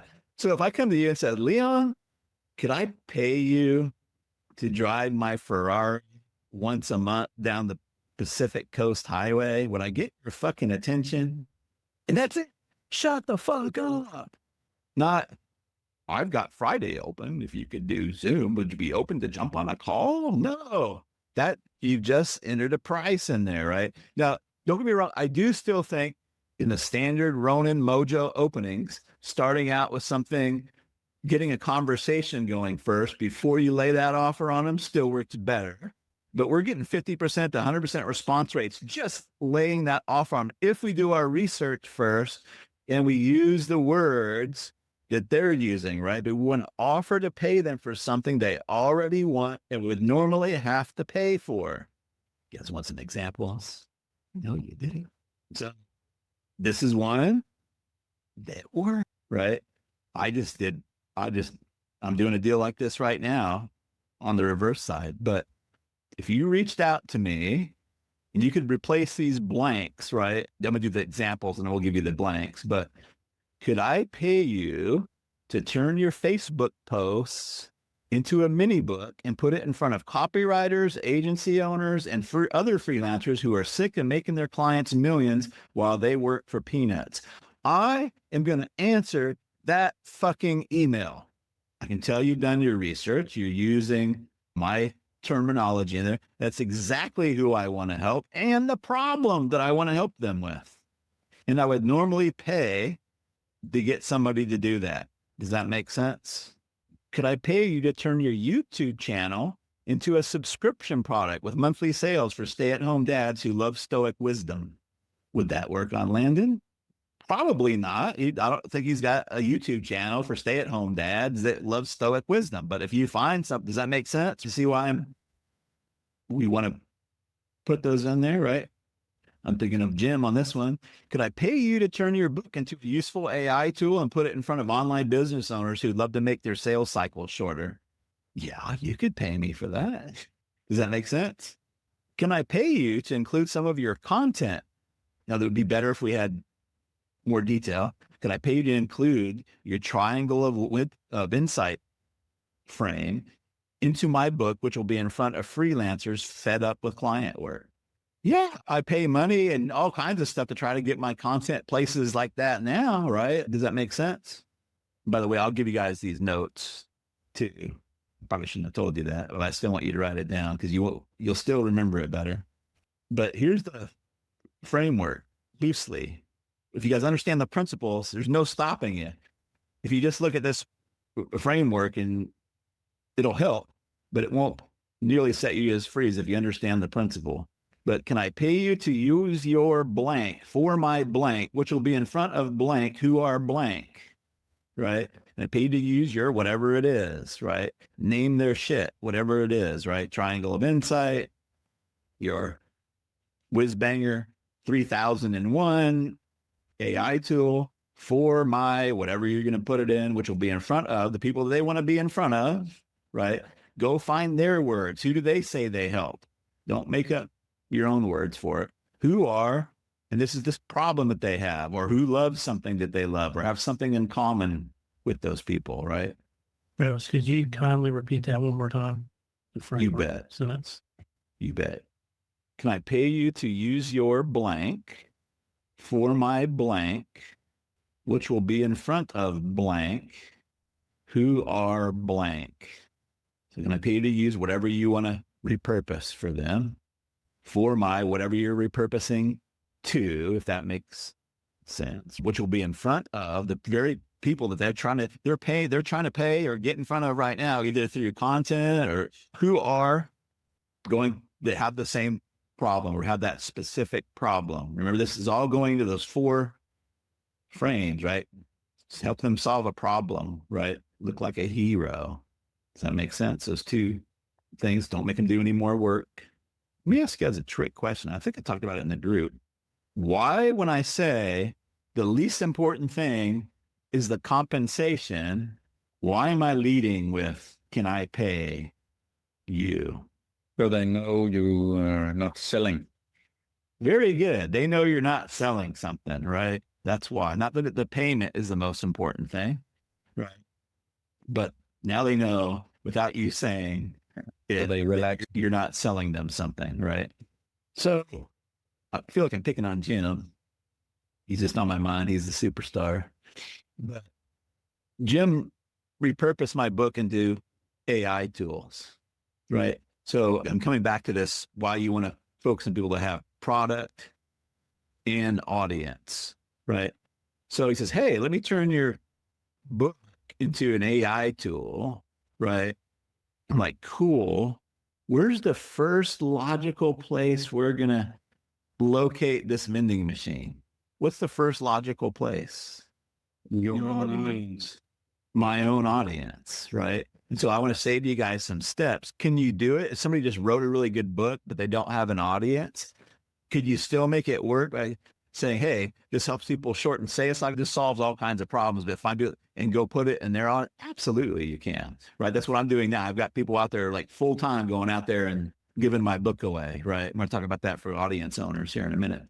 But it's super easy to get in their flow with a ebook or this book. I like the ebook because I can go in there. It's a vending machine. I can change the vending machine, right? I can change it depending on what they've got going on in there, right? I can change a chapter. I can include stuff. I can get them paid, right? By changing an affiliate link and they get paid for it, or putting Ronin in it. Does that make sense? But it's super easy. It's a great Trojan horse, right? To go in and insert. Yes, they're going to love it. It's going to be a piece of content, right? But it also is a vending machine. But you're going to save you guys yourselves a step. If you find somebody, do some research and make sure they got a product and they got an audience, because it's going to be the first thing. Great. I would love to do this. Tell me if this is an idiot idea, but you got a massive audience. This tool might really help. Would it make sense for us to put it out in front of your audience first? We could put it in your school community, right? I'm going to share my screen real quick and just tell me what you guys think this looks like. What does this kind of look like to you? Of course, mine's boring, right? But what does this kind of look like to you guys? Vending machine. Vending machine. Yeah, what if it was labeled A1, A2, A3, B1, B2, B3, right? Does that make sense? You guys figure out a problem that you can solve for Ronin that I'm not solving. It's going to make me look like a hero. I will put you in my fucking vending machine. I'll be happy to. Does that make sense? And so will everybody else. So you want to look at, like, where can we get in their flow, right? If they're a course creator, right, they're going to have a download area. We could be in the download area. We could offer it as a bonus. You could offer it as an upsell. I love upsell flows, right? It's like easy for them, right? Like they already got their wallets out. We don't have to do any sellings. Hey, I'm just using phone the sales machine. So we're showing you how to drive a bunch of leads, right? Everybody wants to get on phone calls and do it. Travis Sago has phone the sales machine. It's sold for up to $6,000. But today, if you want to go ahead and grab it, it's going to be 2 payments of $450, right? Or $499, right? Boom. I usually do 90-10 deals or 75-25. Guess who gets the smaller piece? I get the smaller piece. But usually I just ask them, like, what's going to make this dreamy for you? What's going to make it dreamy for you? Don't get hung up on a percentage. Don't leave a good cash flow behind because you want 20% and they're only willing to give you 15%. That's right. I don't want to get to all the negotiation now. It's kind of what we do in Ronin and everything is how do we make up those negotiation things, right? But does that make sense? I feel like I may be moving too fast. Let's move on to what about the audience owner? If we're just going to an audience owner and we have the vending machine, like a barber. Okay, we have a barber shop, right? something like that? How do we go to somebody who has an audience, right? And we want to put a book in there. We want to put a course in there. We want to put a mini course in there. How do we do that? This works pretty good. Can I pay you to give away a mini course that would help your Ronin who are better on video than writing get more partners? I'm thinking of Jordan Blackman, right? I'm going to try to put him in my vending machine because he's got a great video course on how to use video to get clients, but we could easily repurpose it to how to get partners, right? With short form video. Does that make sense? So can I pay you to give away are we talking about the hero, right? I haven't tested these words. We can say, can I pay you to gift to your people, right? Can I pay you to gift? That's a hero mechanism, right? A book, a mini course. This is working magic for me. I'm reaching out to people. I got people reaching out to people. Hey, can I pay you to give away, make them beg to buy, right? And then the rest of it's filled in by who they are, right? Holy crap. Yeah. What's funny is we say, okay, what do I got to pay you to make this work? Dude, just give it away. It'd be awesome enough, right? Again, it's not so much about the compensation a lot of times, right? Now, what I could do if they want to get compensated is I might just pay them up front. So I want to spend some time talking about this. We want to break our idea of what it means. There's 101 ways we can pay somebody and 101 different times that we can do it. And 101 different ways we can pay somebody with money. We can pay them with audience. We can pay them with leads. We can pay them with exposure, right? There's all kinds of ways we can pay them with commissions, right? A lot of times when humans think of getting paid, they just think of the money right now up front. And that totally limits your Ronin deal-making mojo, your locating mojo, right? There's all kinds of ways to get paid, right? So can I pay you to give away this book? Can I pay you to give away blah, blah, blah, blah? And it follows the rest of the formula, right? If you feel uncomfortable about some of this, like, I'm not sure what I'm going to do with it, and if you use a pressure relief valve, and you can do what I'm thinking of, right? When you talk to them, if you get them to respond back, hey, I'm thinking of giving away a bunch of these books. If you pass them out, I think it will help your salespeople shorten their sales cycle. Like right now, we're trying to give them away to people that have affiliates, right? Because affiliates is all about pre-framing. Hey, can I pay you to give away? Make them beg to buy, right? Which help your affiliates promote your products. And don't say products, promote their, right? Get specific with it. Does that make sense? So you convert more, right? You convert easier, whatever it is. Does that make sense? But if we get hung up, like half of this game is creative, right? If we get hung up on it, right? They say, yeah, I would get you my newsletter, but I want $1,000 down. Okay, that sounds fair. I don't have the budget for $1,000 right now. I'm wondering if it'd just be a crazy idea if I gave you 500 and then paid the rest in commissions or paid the rest on payments is what they do in the real estate world, right? You can get your price, you can get terms. But a lot of times, like, unless you're in real estate, you don't understand how to do creative finance stuff, right? For Leon, he's shaking his head like he knows, right? You can get price, you can get terms, right? But we got to get over, payment only means getting paid up front right now, right this second. Does that make sense? And then the whole world opens up to us, right? Or if they say, I'd like to get paid $1,000, great. I will pay you $1,000. Here's how I'd like to pay it, right? I'll put a link. I'll pay you more than $1,000 if we can do this. Does that make sense? And then you just open up those negotiations, right? So that's it for step 2. Does anybody remember step 3? So they say yes. Now what do we got to get busy doing? Repurpose step 3. Say it loud and proud for me for the old man ears here or something. I don't know what's happening to my Repurpose. Yeah, repurpose. That's awesome. So now we got to get busy repurposing, right? We've already know where we're going to relocate it pretty much, right? Because it's going to be right in their own flow. We might need to find a place, right? We're going to know where we're going to relocate it and we're going to rent it back to them, right? We're not going to, they could say, hey, I'm happy just to pay you up front for this. That's probably what I would try to get you to do. Hey, how much would this be up front? I'll just pay you up front. That's probably the deal I'm going to try to make. Because I'd just much rather make that investment if I know I'm going to make something back. But does that make sense? I'm not saying everybody will do. Most people will be happy. Oh yeah, that's great, right? Most people don't want to pay up front because most people aren't investor mode, right? Then we want to look at that as now we got a traffic partner, right? And then we want to look at what else can we do in that. Now, can you do Beamer deals with those people? A lot easier, right? Hey, can I pay you? I'll pay you if I can write 3 emails to your list. Does that make sense? Hey, if you're trying to buy a newsletter, right? Can I pay you to take some of the burden of writing your newsletter name, right?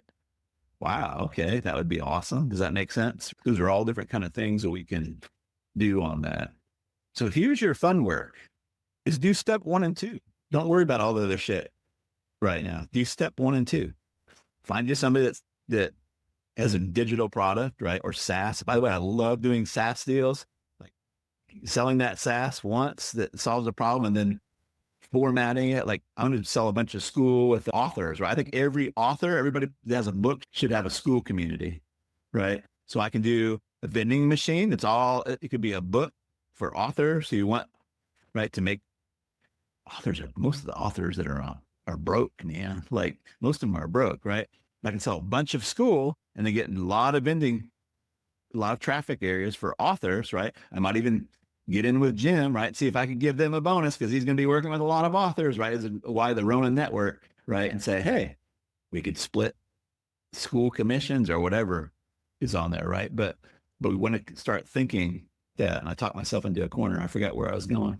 Oh, we're doing fun work, right? So find those guys, right? Look at their content. Is it the same old? Is it eye-opening, brain-gasmic? Most of the time, if they're floating up to the cream, right? They have something that's unique and different. They're saying something different than the rest of the market, right? When they already have an audience. So go find somebody like that. Do a little bit, like 5 minutes of research. What is their product name called? Who do they work? Who do they say that they help? With what problem? Use their words. Most people now say, I help blah, blah, blah, blah, do blah, blah, blah, blah without blah, blah, blah, blah. You don't have to make up those words. Does that make sense? Just go research them out, right? In the name of the products. And then use some of these examples, right? Find something that you think you like to repurpose and into what, right? Hey, by the way, one of the most successful nonfiction books out there was somebody that took Naval Ravikant's tweets and compiled them into a book, right? I can't remember how many, just tons, right? It's not that hard. We're just repurposing content. Thank God we don't have to refurbish real Coke machines and haul those sons of bitches around and invest in all those, right? We're just pushing buttons and talking to people here, right? But could I pay you to turn your Facebook post into a mini book and put it in front of whoever they would like it, right? Have their problem, right? And send out some of those emails. I would challenge you, double dog dare you. We did this once already in the group, but I want to do it again. Double dog dare you to go out there and do it for at least 5 people. And I'd be very surprised if you don't get responses back to it, right? Now, here's what won't work. And I saw a couple of Ronin trying to do this. They're like, oh, I made that post in my personal profile, or I made that post in my group, or I made that post in somebody's group and nobody responded. Why doesn't this work one to many? I'm not saying it won't work, but why does it not work as well one to many as it does one to one? Anybody? Credibility.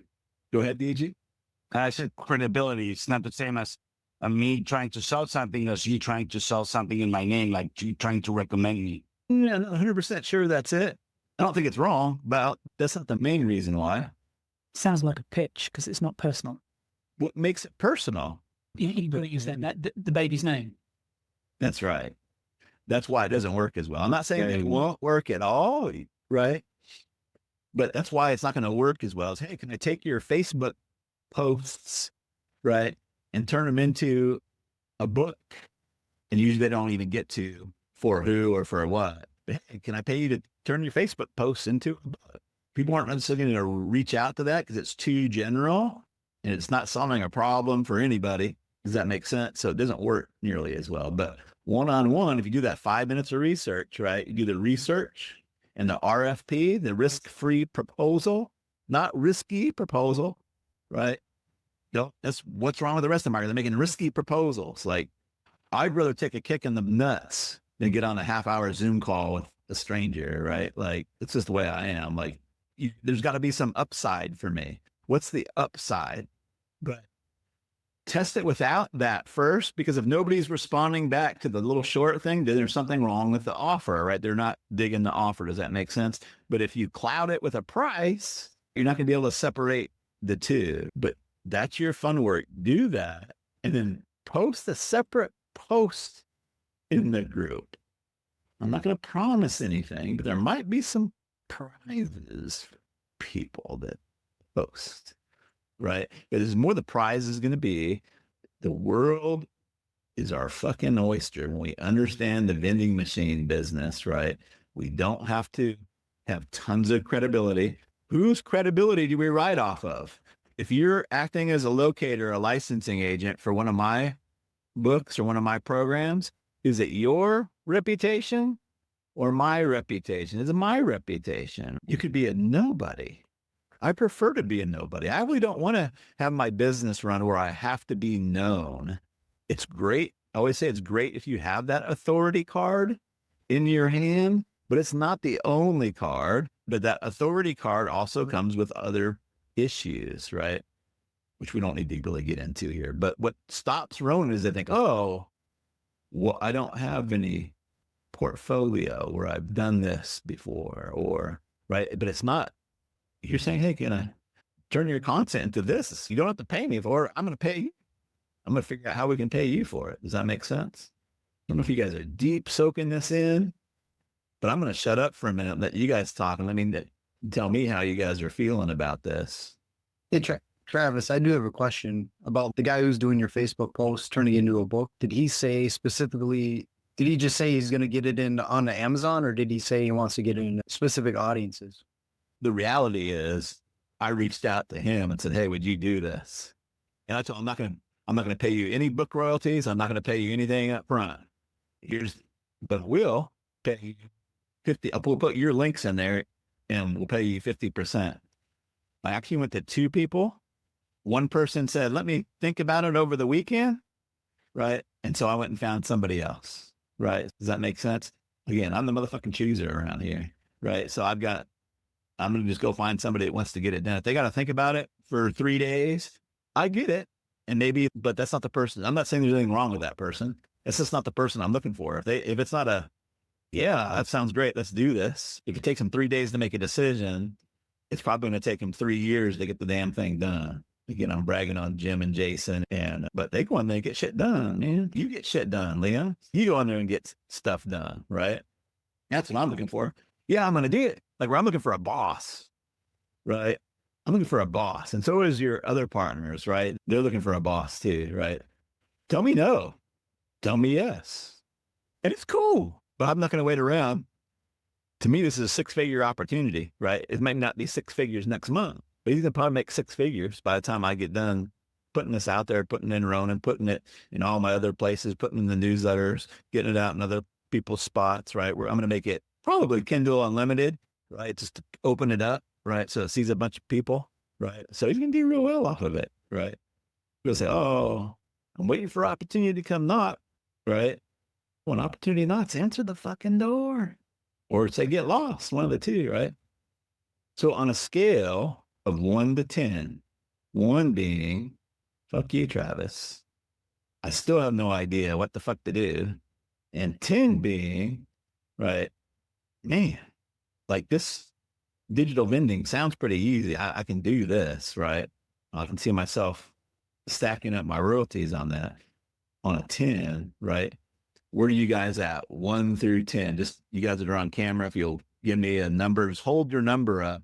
And you don't have to give me that. I know I have low self-esteem, but I can actually get over it. If you're not holding your hands up, that's going to hurt my self-esteem. But awesome. So I see some 7s and 8s and 6s. Cool. Appreciate that. Perfect, guys. You can put your hands down now. What are the missing pieces? If you want to, what would take this from a 6 or a 7 to 10? What's the missing? I'm not saying I can answer it, but what's the missing pieces? How do you go about repurposing something then if somebody's got a book? Question. I love that Are you, question. are you paying somebody to do that task? I'm so glad you were not a 10, because that's such a good question. Do you know how to turn content into a book? Not currently. Good. That's probably going to help you, right? Post and Ronin. There's guys that know how to turn content into a book, right? The key thing is to don't do that stuff. We want to put an investor mindset on it, but that doesn't mean you have to pay people up front. I don't have a problem with paying people up front, but be specific on what you're looking for. Hey, I have this influencer. He's got a bunch of Facebook posts, right? He's got a huge audience. He's given me permission to repurpose this into a book and to put it into his programs and everything, right? I don't know how to convert the profile into a book. I'm looking for a Ronin that want to partner up with me on it. Does that make sense? And get paid to do it. That doesn't mean you have to pay them up front, right? You can work it. To me, I'd just rather, what would you charge me up front? We start there. Hey, what would you charge me up front to do this? Does that make sense? And if it's something that I don't want to make an investment, okay, that sounds fair. Is there some other kind of arrangement that we work? Maybe you give them a piece of the percentage, right? Jim and Jason, right? Jim doesn't know, again, I'm not trying to beat up on Jim, but he doesn't know how to do all the AI stuff. Jason does. So hey, let's just share a percentage. Does that make sense? So you can share in the deal, right?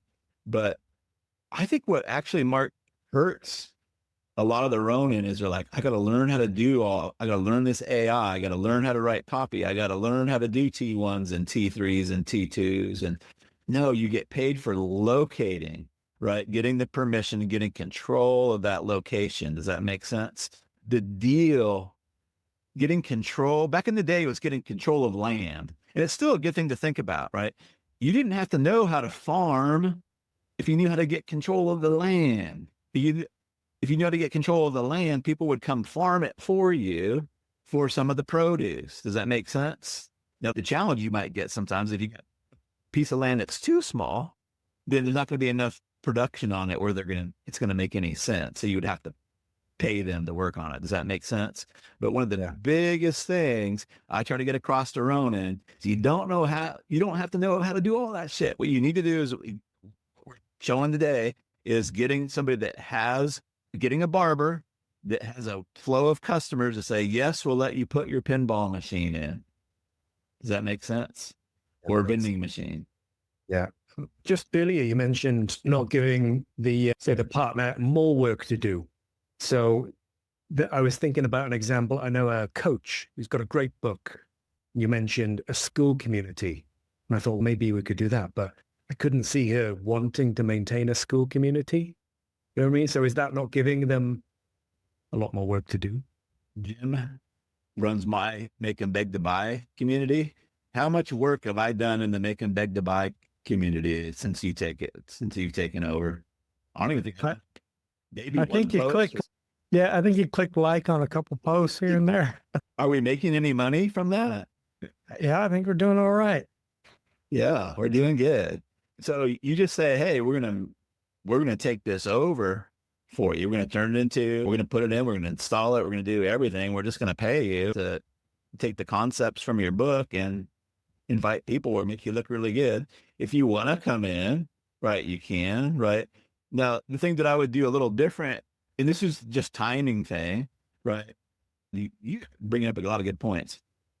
So I actually own the Make 'em Beg to Buy community, but if I was going to go do this for another author,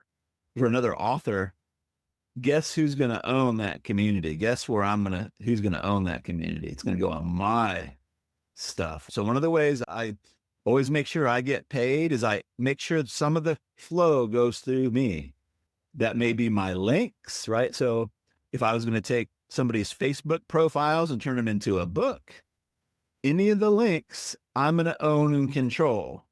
So if I don't get paid, right, that gets redirected or put somewhere else, right? And because I am taking on all the risk, guess who gets to make the rules? Yeah, you do. I do. And they can say, I don't like that. I'm like, okay, I get it. Does that mean we're over? Does that mean the book doesn't get put out there? Does that mean that we don't get you in front of all these people? And it could very well be, right? But most people don't care. Oh, his name is escaping me. The big Star Wars producer. Lucas. George Lucas, thank you. Is, hey, I'll produce this movie, but I want licensing rights, the toys. Like, yeah, you can have it. They just gave him billions of dollars. But yeah, so you don't like, hey, I'll do all the work for you. Does that make sense? And then if I don't want to tell Jim this because he does so good and he's doing great, right? But there's no law that says Jim has to write all those posts. Jim can bring in somebody else as long as Jim pays him out of his money. Jim can bring in somebody to help him out, maybe write the post, do whatever he wants to do, right? Does that make sense? Does that help, Mark? Yeah, that's great. Thank you. Place to start.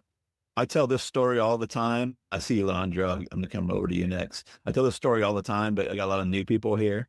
So when I was still trading my life for a salary, I sold and serviced POS systems, which were point of sale systems for restaurants, right? They're basically fancy computer systems. My boss knew how to program, but he never told anybody he knew how to program. He's really a good programmer. You need to talk to Travis. He's my programmer, right? Saved him from having to fix taxes and you didn't want to get bogged down. Just, I don't know, right? So if you're locating a machine, I don't know how to put this into a book. I'm going to hire somebody to do it. Does that make sense? I'm going to get somebody to do it. We just need to be a producer. We don't need to know all this stuff on how to do all the stuffs, right? There's all kinds of people on Upwork, especially in the writing area. They know how to do all kinds of stuff. With AI, it's even easier now. A lot of people are really great with AI. They can put stuff together pretty quickly, right? We want to know what good content looks like, right? I know what good emails look like. I know what a good T3 looks like, your good G.dot offer. I know what they look like. So I want to know what they look like, but I don't necessarily have to know how to do it. Does that make sense? Yeah, got it. Thank you. Does it help you go from your number up closer to a 10?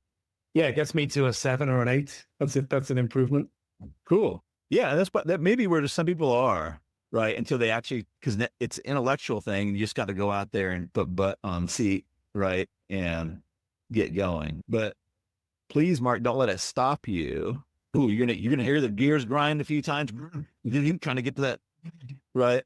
Don't let that stop you, because getting off that, and I don't know your situation, so if I'm totally inaccurate, you may be cash flow mogul, right? But don't let it stop you from changing from that tricycle that Einstein was on, trading his time for money, into a faster vehicle, right? Yes, you're going to grind gears a little bit. You're going to pop the clutch a few times, but everybody learns how to drive if they keep at it, right? Does that make sense? Everybody learns how to drive, and then their life changes.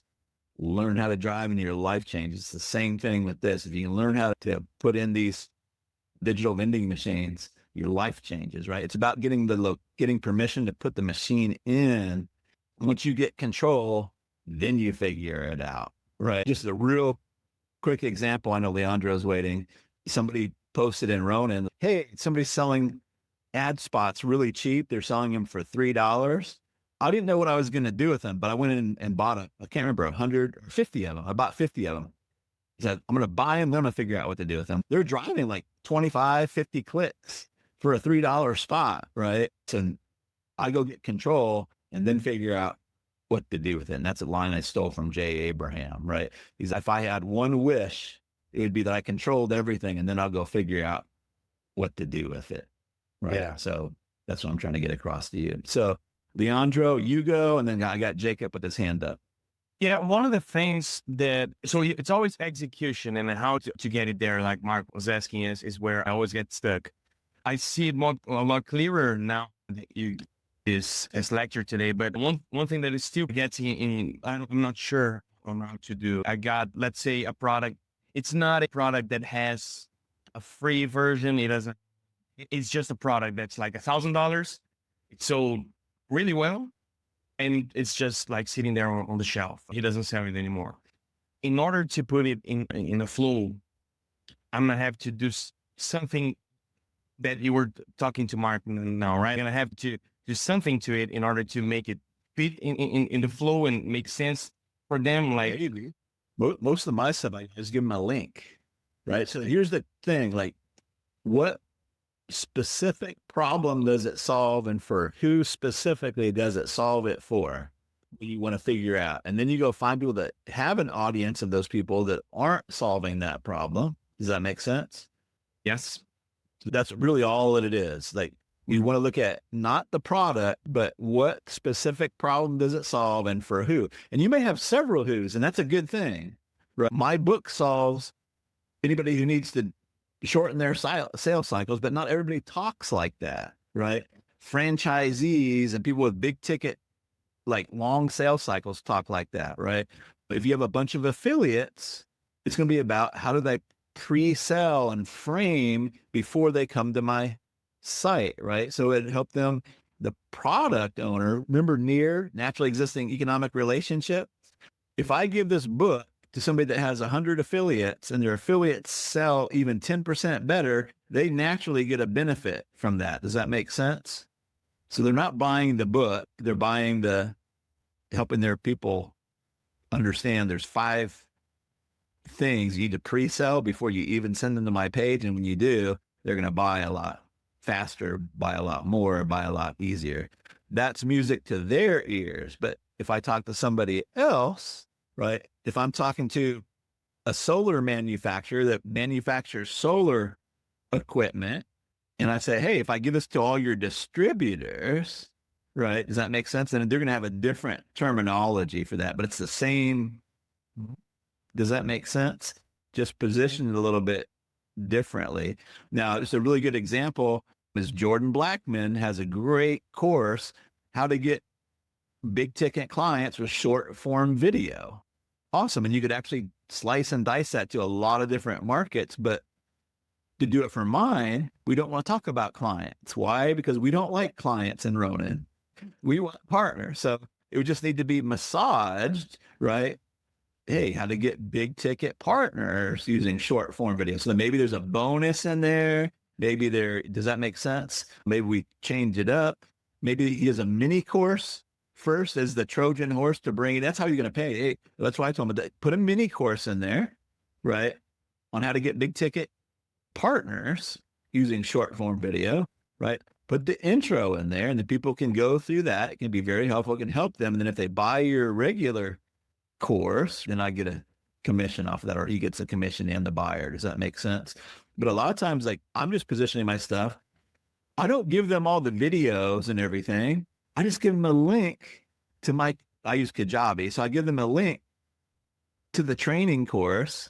So once they purchase, they say, here's your link. Here's how you can get access to Phoneless Sales Machine or Shogun Traffic Method or whatever it is, right? Why do that? Why do it? There's a couple reasons why I do it, but what's some reasons why I do that? You get a buyer.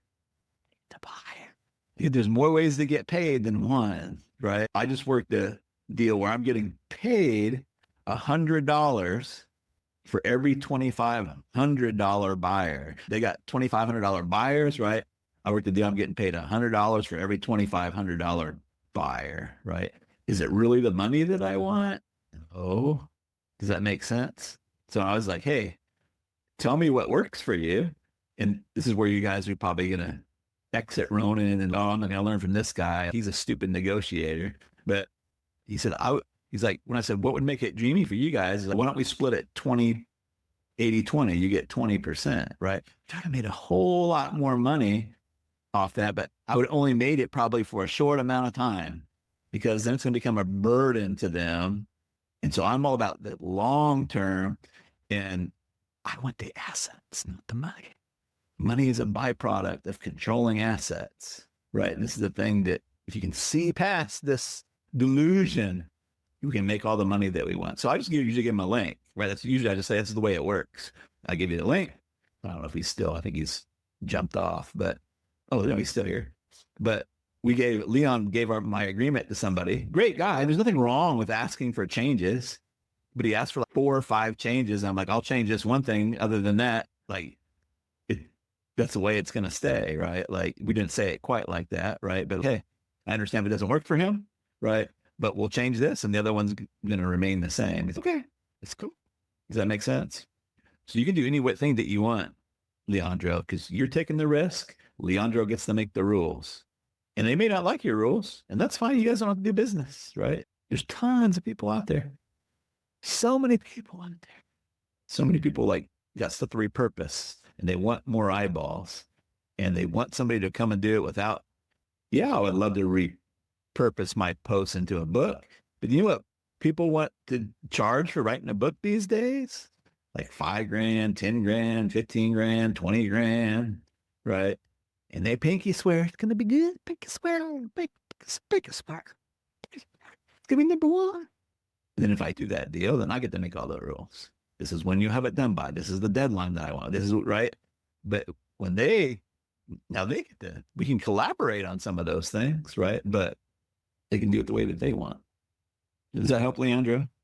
The big thing, and I'm not saying this applies to you, but just kind of a shell game that humans play with themselves, because most of us were brought up in public schools, is we want really hard to be good little boys and good little girls and get the A's on our report cards. And like we're getting paid for A's. We don't get paid for A's in the real world. The avoidance of failure is what stops us from getting the result that we want, right? Failureville is not opposite of Successville, right? So very often humans, we're all humans here, we want to avoid failure. And so we figure out 11 ways or 11 ways to avoid failure so we can get the right answer. And it takes us a fucking long ass time to get the result that we want. When we finally have the experiential realization that the only way to get to Successville is through Failureville, and it's not going to be fun, but don't stop for fucking coffee, right? Fail, boom, adjust, fail, boom, adjust, fail, boom, fail. That's the way you get there. And the faster you fail, the faster you're going to learn, right? And the faster you're going to get to that result that you want. We always talk about this on the flipping the coin. The goal is not to take a coin and figure out some Einstein method to flip it and make it come up heads 9 times out of 10. That is not going to fucking happen. The goal is to figure out, how do I make it when it comes up heads, I get paid $100,000, and when it comes up tails, I only lose 500, or I only lose 1,000, right? If you can do that, then the job is to flip, right? Does that make sense? We all hear it. I know it goes in intellectually, but we've got to go out and experience it. And it still doesn't feel good when whatever you're doing isn't working, right? For whatever reason. You do something new and it isn't working, but we need to lean into it and go harder if we're not losing anything of value. Most of the time it's just our ego on the line. Most of the time that's all we're avoiding is our ego. We so bad want to be the special person, the good little boy or the good little girl that gets the right answer. And that's what fucks us. Instead of we're more focused on the process than we are the result. Screw the process. How do we bring the result into now? What steps can we leave out? What steps can we, and all we're trying to do here in Ronin is bring in cash flow with small, tiny investments. We have very little downside and huge upside. So sometimes we're going to place a machine and there's no traffic. Sometimes we're going to place a machine, there's traffic and no one's going to stop by the machine, right? But what do we really got into it? Does that make sense? But if we take it personally, if we buy a few ads or we do a few deals, oh, I've put 3 ads in and they're not working, and we just give the fuck up. No, like we got to do it again, and learn, right? Does that make sense? And that's really where we get into what Dusan Jukic calls the circle world, the zigzag world, because we're avoiding failure. Oh, I'll do anything not to look bad. Oh, I'll do anything not to make a mistake, rather than just going, okay, I'm going to jump out of this plane. Now, I don't really recommend doing this, but jumping out of the plane and building your parachute on the way down. I don't recommend doing that because there's a downside to that, a huge fucking downside. That is, you don't get your parachute open, then you die. But most of the time, our risk reward isn't like that. It's about sending out the fun work. I don't want to beat up on anybody, but if we had 200 people here today, 20 will do the fun work. 180 folks will just be like, I'm not 100% sure. Listen, I don't want to bug people. And they'll just never do it. Or they won't do it anytime soon. Some of you will just go right out there. They'll do those 5 and they'll get it done. Right. And you're going to learn something. The clutch is going to stick, or you're going to grind some gears for a little bit. If you get past that, all of a sudden, next thing you know, you get the top off on the Ferrari, the wind's whipping through your hair. The girls and the guys are all looking at you like, how's he do it? How's he so fast? And my tricycle, they're pumping their tricycle so hard. Like, how is that idiot going so fast? And I'm Einstein, right? Because they got a different model. They just took the time out to learn a different model. Does that make sense? What stops us is facing discomfort and money. Those are the two. Everybody says they're motivated to get a result until there's discomfort or they got to pay some money. Then all goes that, right? Oh, I don't want to be that 9 out of 10 person that hits 65 and I got to depend on my children to take care of me. I don't want to be that person until you ask them for an investment or until you ask them to spend some energy, right? Then, fuck it. Fuck them. Fuck my kids. Fuck them. They can take care of me when I'm old. Screw them. I don't care. I'm only half kidding. So I'll get off my high horse now. But it's coming from love. A lot of you guys know Jeannie had 2 brain issues. She lost all of her memory. She lost her ability to walk. If I wouldn't have had my vending machine business set up like it was, like I wouldn't have been able to take care of her. I had to learn. Like, we have a traditional marriage. I didn't know how to cook shit. I learned to cook, do laundry, do the dishes, all these kind of things. And we're closer than ever now, which is great, right? But so it's coming from love. I'm just like, man, I would have been so screwed if I was still trying to service POS machines or handle client. Like, we'd have been screwed. So it's coming from love, coming for concern. Ryan, I see your hand up, buddy. I don't want you to get your arm worn out there. Yeah, thanks. I was just wondering if you could give more examples of like how to get rent instead of sales. And like, I'm doing the Shogun traffic stuff. Yeah. And like my mind is around sales, right? So I'd like to shift my thinking and see it clearer.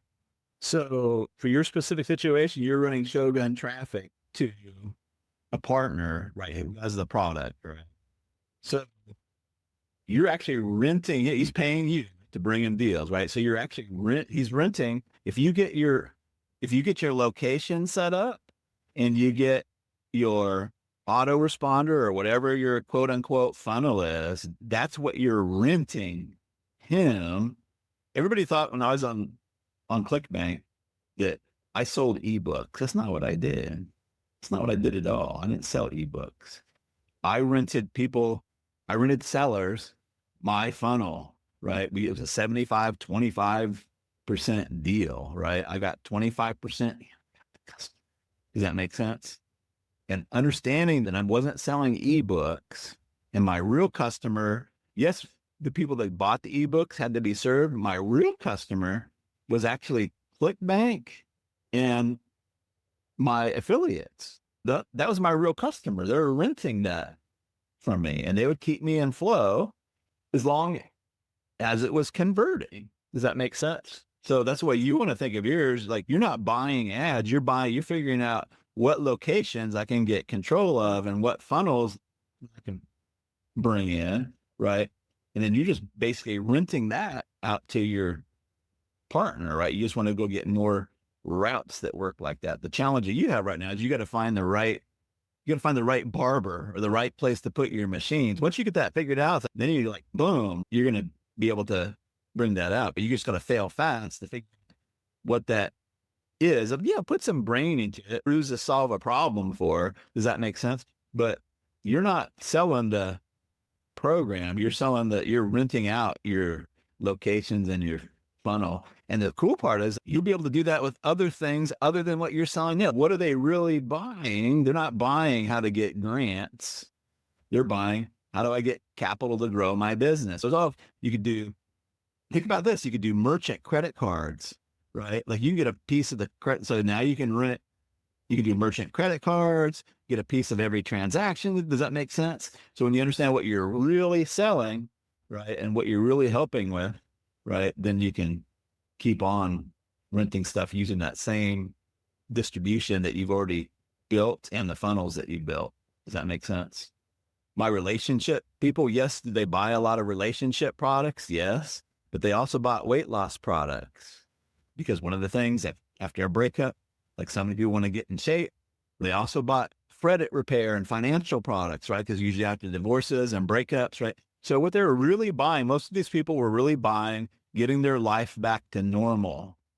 Getting their life back to normal. What are the things? How can they get their life back to normal? Understanding it on a deeper level, broad and everything that I could bring into, they weren't just like trying to get back together with their ex. They're trying to get their life back to normal, right? And if that didn't work with their ex, and they got another normal that they've got to, like after the finances are screwed and all that kind of stuff, right? Trying to get cars and all that kind of stuff, right? But then you can run all kinds of things through that distribution. Again, like I had affiliates too, right? And I realized that I can have enough product to satiate my affiliates. That was my distribution. But I could bring in other products. Some of the easiest money I made back in that day was bringing in somebody else's product and putting my affiliates on there and getting a second tier commission. I got like for sending out 5 or 6 emails, I would get paid for years getting second tier commissions off of those. Does that make sense? Renting out my affiliate connections, right? So that's the way I would think about it. You're building basically when people grow the financial part of how do they grow their business? How do they get capital and money to grow their business? So something super lucrative would be like credit cards because you get paid a percentage on that. It's one of the things I used to do when I sold POS systems. I made more money selling the credit cards, right? Because every time you sell a POS system, you sell them, they don't know where to get credit cards. So we went through Heartland.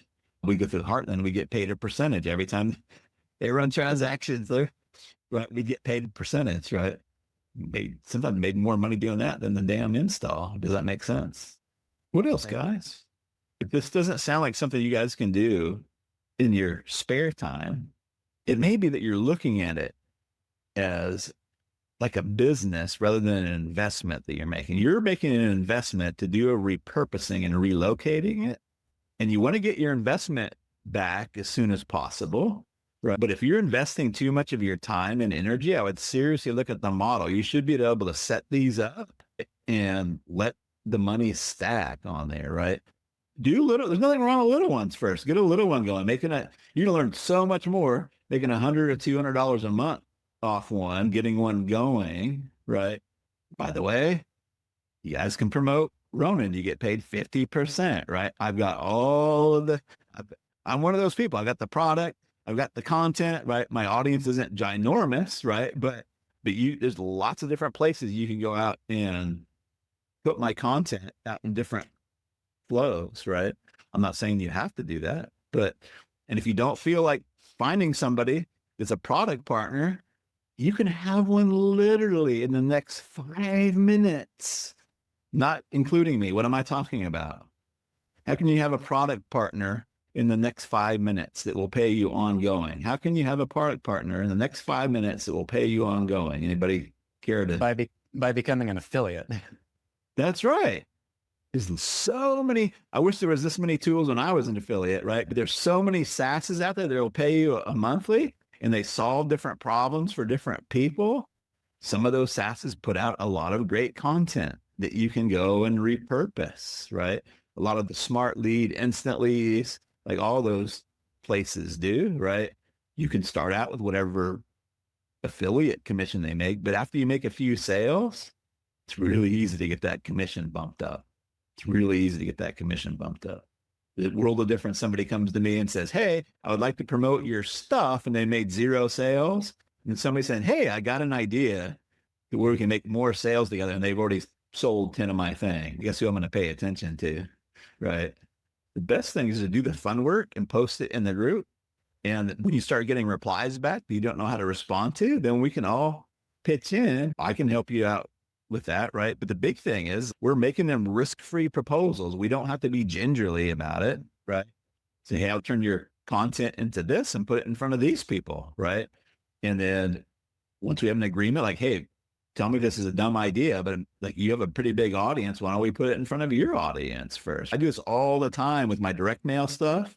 I talk to them about their direct mail, but I said, I'm an investor. Before I do all this, can we send a 3 to 5 email test out to your list? Make sure, help me get the offer dialed in, make sure it's going to work. I can't remember the time that they told me no. We may not have done a deal after that, but I can't remember a time they've told me, no, that sounds great. Let's run the test. Does that make sense? Same thing. So I'm encouraging you guys to get somebody who already has a flowing and growing audience as well as a product. A lot of guys with a lot of great content out there and a great product, and they have an audience. Just compile what they've got, put it into a different format. Again, I like books, easy to go put on Amazon, easy to go get into distribution. If you understand what problem it solves, almost anybody can bonus in a book. Does that make sense? But it's easy to get to their audience first. Let me test you guys out. Let me test you guys out for a second. You don't have to make the book all about one influencer or one product. And you may not even want to do that, because if it's all their stuff, guess whose Amazon account they're going to want you to upload that to? You're going to want you to upload it to their Amazon account. But what if you did an anthology with 2, 3, 4, or 5 different people? Hey, could I pay you, right, to put some content in this book that I'm working on?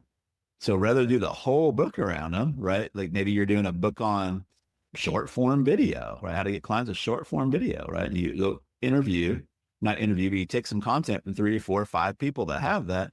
And then your whole book's on how to get clients to short form video, but there's 3 different contributors, but guess who gets to upload it to their Amazon account and control everything? You do.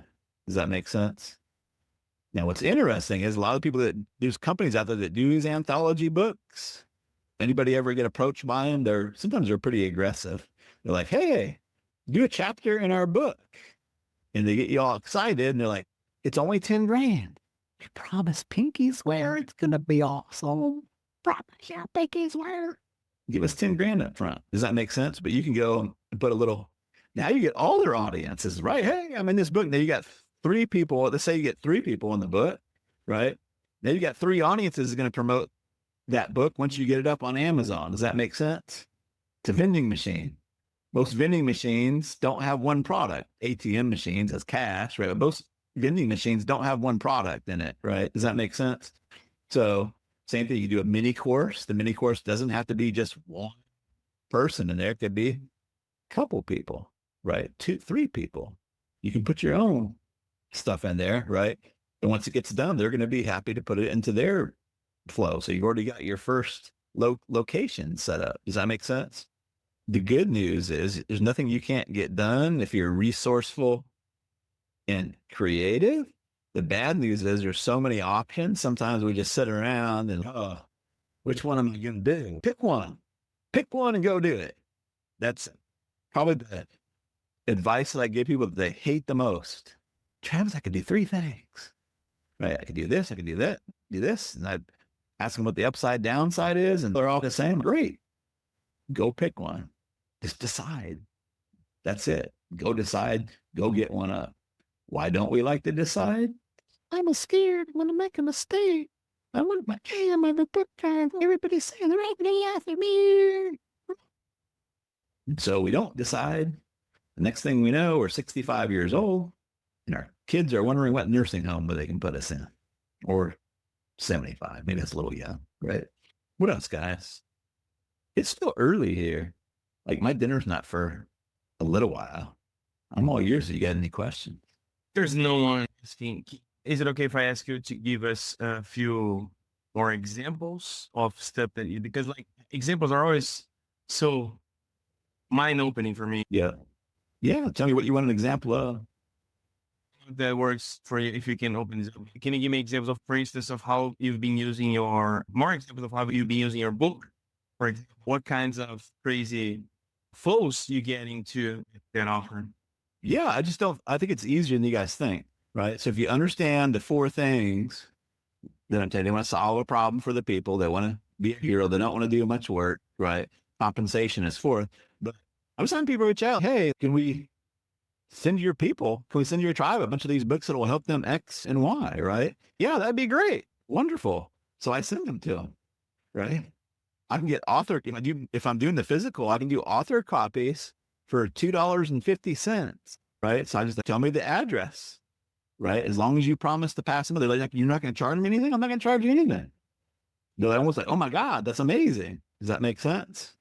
That's why books are great. The ebooks, hey, if you want to see what problem do they have, right? What problem do their people have that they may not be solving, right? And then you just say, hey, I don't always say, can I pay you? But would it be a dumb idea to give all your people, make them beg to buy so they can sell more, again, product name, right? So they can sell more of your product name. I'll send them to you free.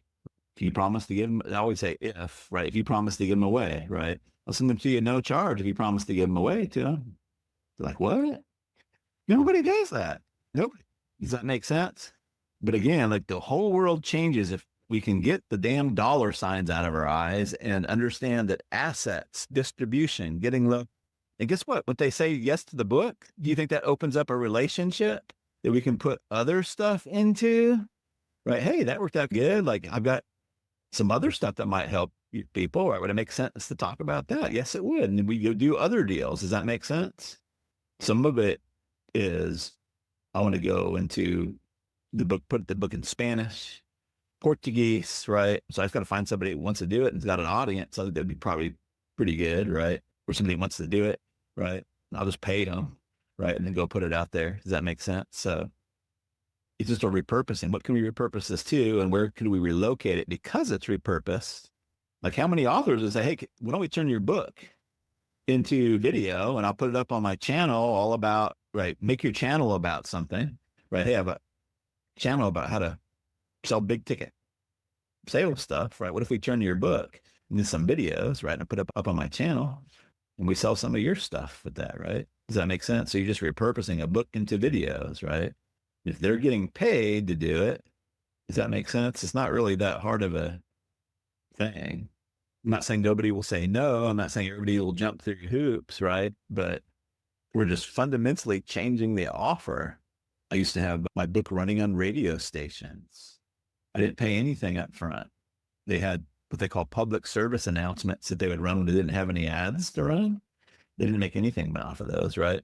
I'd go to the stations, they'd own multiple radio stations. And I said, you got these PSAs running and I've got a relationship advice product, right? That might be really helpful for your people. And I'll pay you I'll pay you everything if you want to run it on your station. And so I did the 60-minute little spot for it. And they would run the spots when they had the thing. They would make sales and I would get the customers. Does that make sense? Where do you think you get hung up at? Every single time started a deal, a Ronin deal since I got here, it was always in execution, man. So always something that gets to a point I'm like, fuck this, it's too much work. It's always that. So on your end, it becomes too much work. Oh, it becomes too much work. I have that problem of, trying to fix it. The one that comes to mind here, like the very beginning, we were talking about YouTube people and repurposing. And we had a deal with a YouTube guy to do a book, turn his content into a book. And what ended up happening, I was writing the book. I was doing the cover. What did that to myself? But that's what always ends up happening. Like right now I'm working with Dionisio because like he's helping me like take some stuff off of my plate. Andrew Miner as well. We're working on a deal that like all of those are taking way longer than they because I'm always, how to say that in English? The bottleneck. Bottleneck, yeah. Oh, it's the bottleneck. Yeah. Well, yeah. So, brother, you're not alone, dude. The big thing is identifying when we are the bottleneck and then stopping it. There's an old Bob Newhart skit. He's like, how do you fix this problem? Stop it. Just stop it. I can't remember. He's a therapist, and this girl just pouring her out. What do I do? Stop it.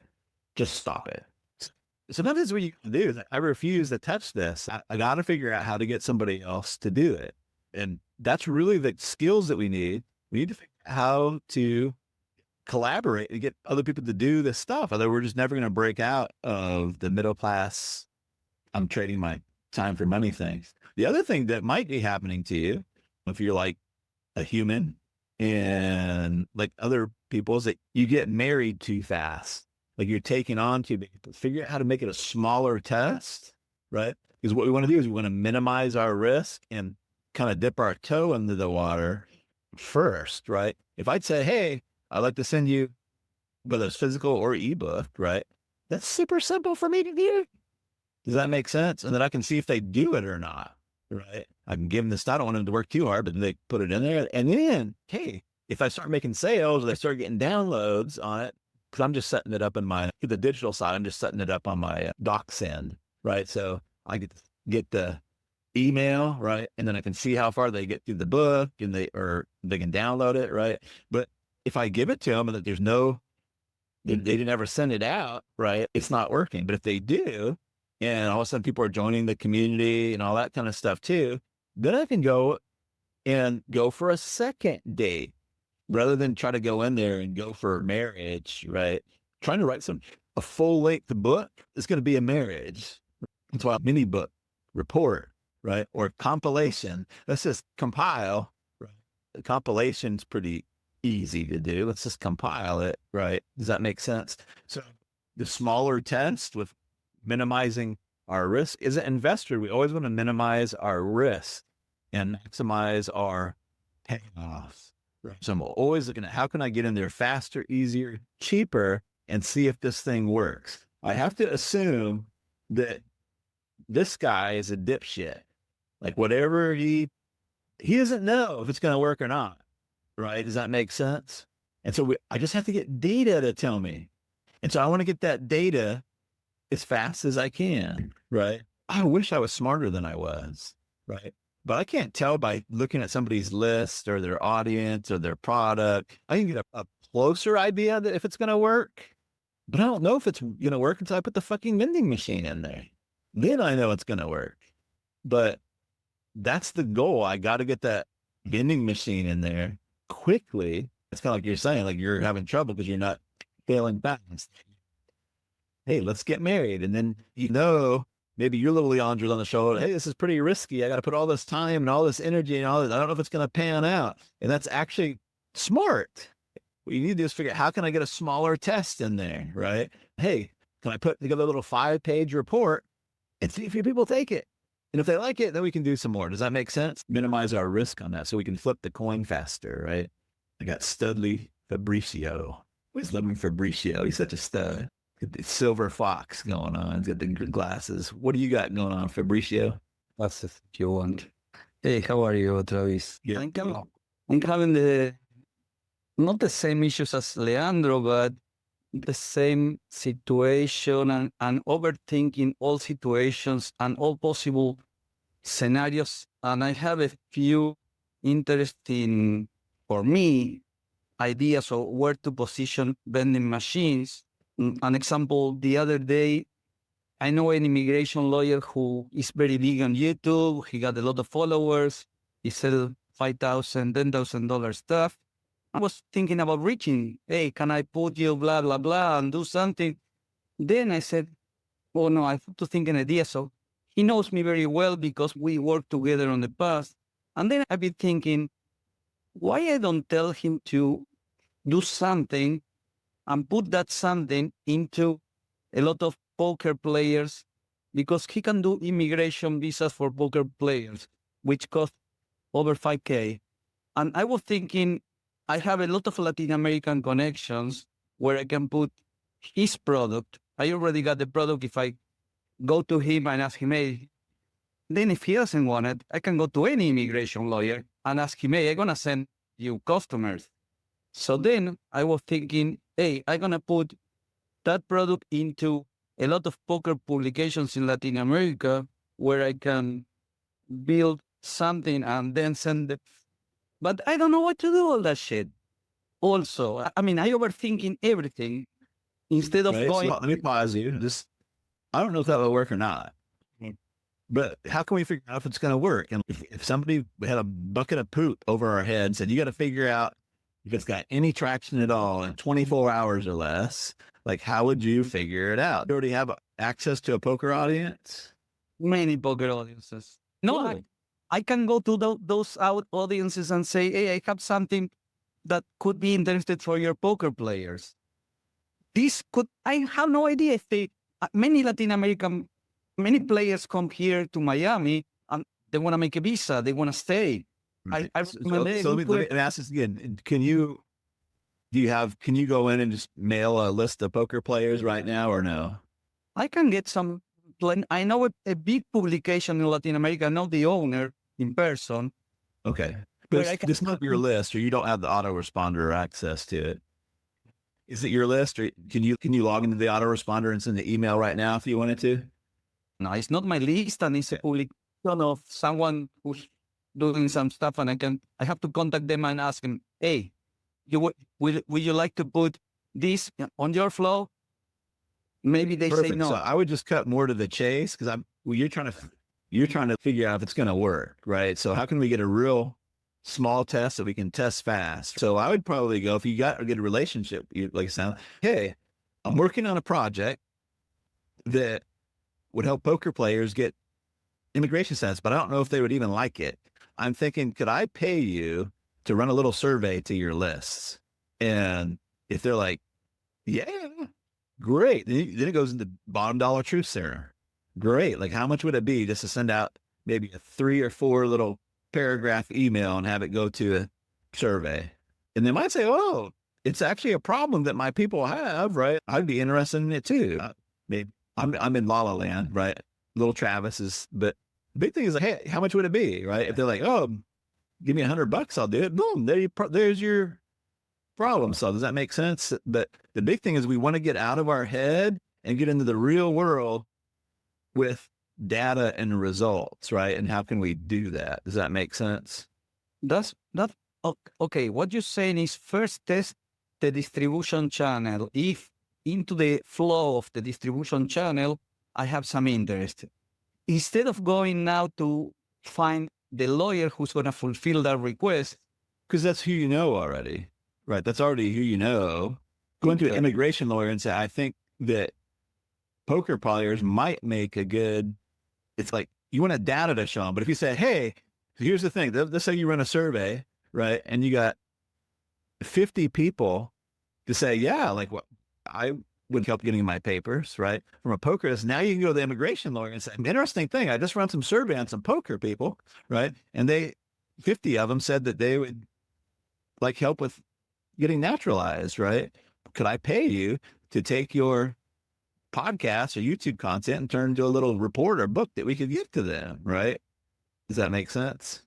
They're gonna be like, yeah. But we want to get out of, will this work or will it won't work? Because little Travis, you run around circles, right? Just run around circles all the time. Does that make sense? Okay. No, I like that idea. I have a few more that I'm not putting into action. I think everybody make decisions. Like I have that, like, here's what really helps me. I look at what's my downside and what's my upside. And if my downside, I can handle it and it's not very much, I just go do it. I don't worry about looking stupid, right? I don't look like any of those kind of things, right? I just go do it. So if I can test something for $50, $100, right? Because the upside is like, what if I'm right and all these poker players would be great clients for, then you've found out something really valuable and you can capitalize on that, right? The thing is, I'm thinking the other way, like why I don't start building a community in Spanish, because it's for the Latin American and could be for any market. Then I found there is in Europe players. I can find it in any place, but let's start with, I create a community with information about how to get the immigration, how to get the poker visa in the States, and all in Spanish content. Then I go to the publisher. I said, hey, can I send the email? Or then I go So I'm thinking about doing all the reverse way, like building a business around that. I don't know if it's wrong or right, but it's not the running way. There's nothing wrong with building a business. It's just not what I want to do. I want to be an investor. I don't want employees and all that kind of stuff, right? I've got some employees, right? But very minimal. I'm not trying to run a business. I just want to go out and put my vending machines out there and stack my cash. And I figure out how to work as little as possible, as little blood and sweat and tears on my dollars as I possibly can. Does that make sense?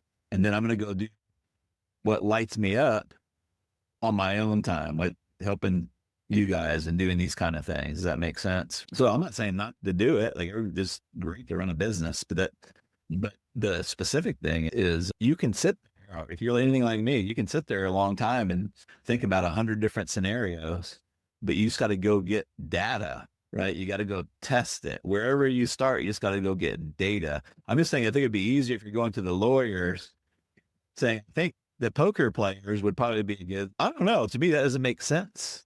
But don't listen to this.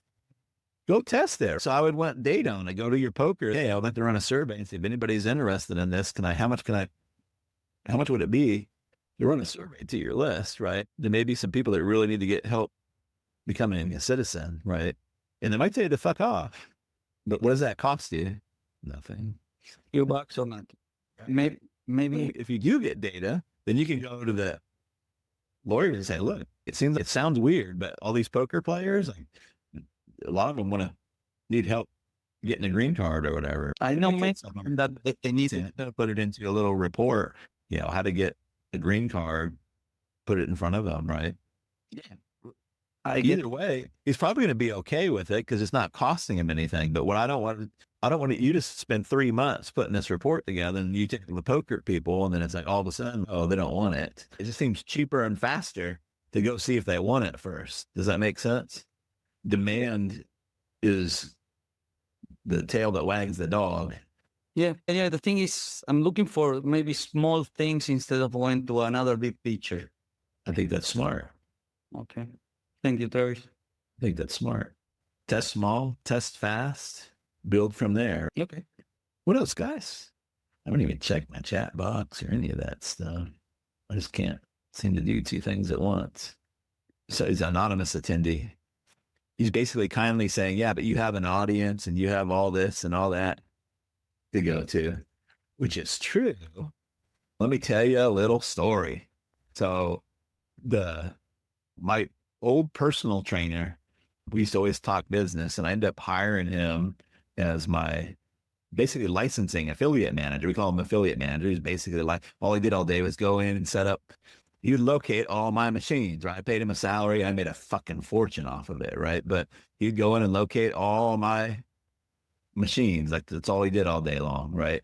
But we were actually running a deal where I had all these affiliates, and where I was telling you about the second tier commissions, right? So we were basically selling solo ads to my affiliates, but where everybody else was selling them for 50 cents a click or whatever, we would get $5,000, $10,000, $15,000 to sell it, because like they're looking for people that actually come sell their stuff for them. They were basically tapping into our affiliates to sell their stuff, and it worked.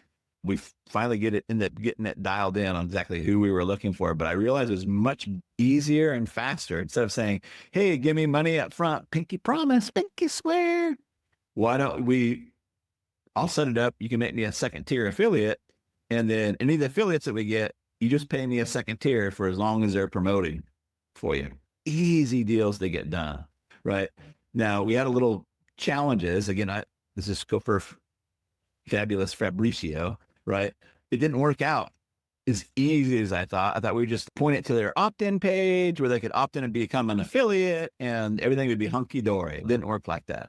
So everybody went to be an affiliate, and then they wouldn't do anything, right? So we had to come up with basically an affiliate funnel. We had an affiliate seduction report, right? Why this is a good opportunity. Here's keywords to go after. Here's the angles to do, right? We had to pre-sell them on selling the opportunity first. So it's like anything else. It was like, if you think it's hard to get people to pay you money, try to get them to do something for you, right? So we had an affiliate funnel, right? Basically, we were renting this out. We would send our list to do the affiliate funnel, and then these people would pop out and start selling their stuff.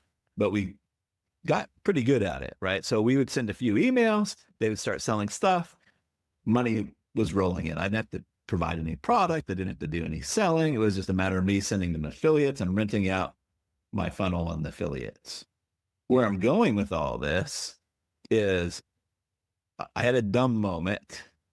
We were just making money hand over fist with this, right? And I had bonuses and stuff that I gave him, but I think where I was doing bench presses or whatever, and I was, man, isn't life good? Like, we just send some emails and push a few buttons and we get recurring revenue coming in. And he's like, yeah, if you have all the lists and you have all the affiliates and all the blah, blah, blah, blah. And here's the stupidest thing I did for that relationship. I'm like, dude, if you'd have brought this deal to me, I would have cut you in on it. You don't need a list. You don't need it. Other people's resources are your resources too. And I could see a light coming on. And that's the day he went from Indian to chief.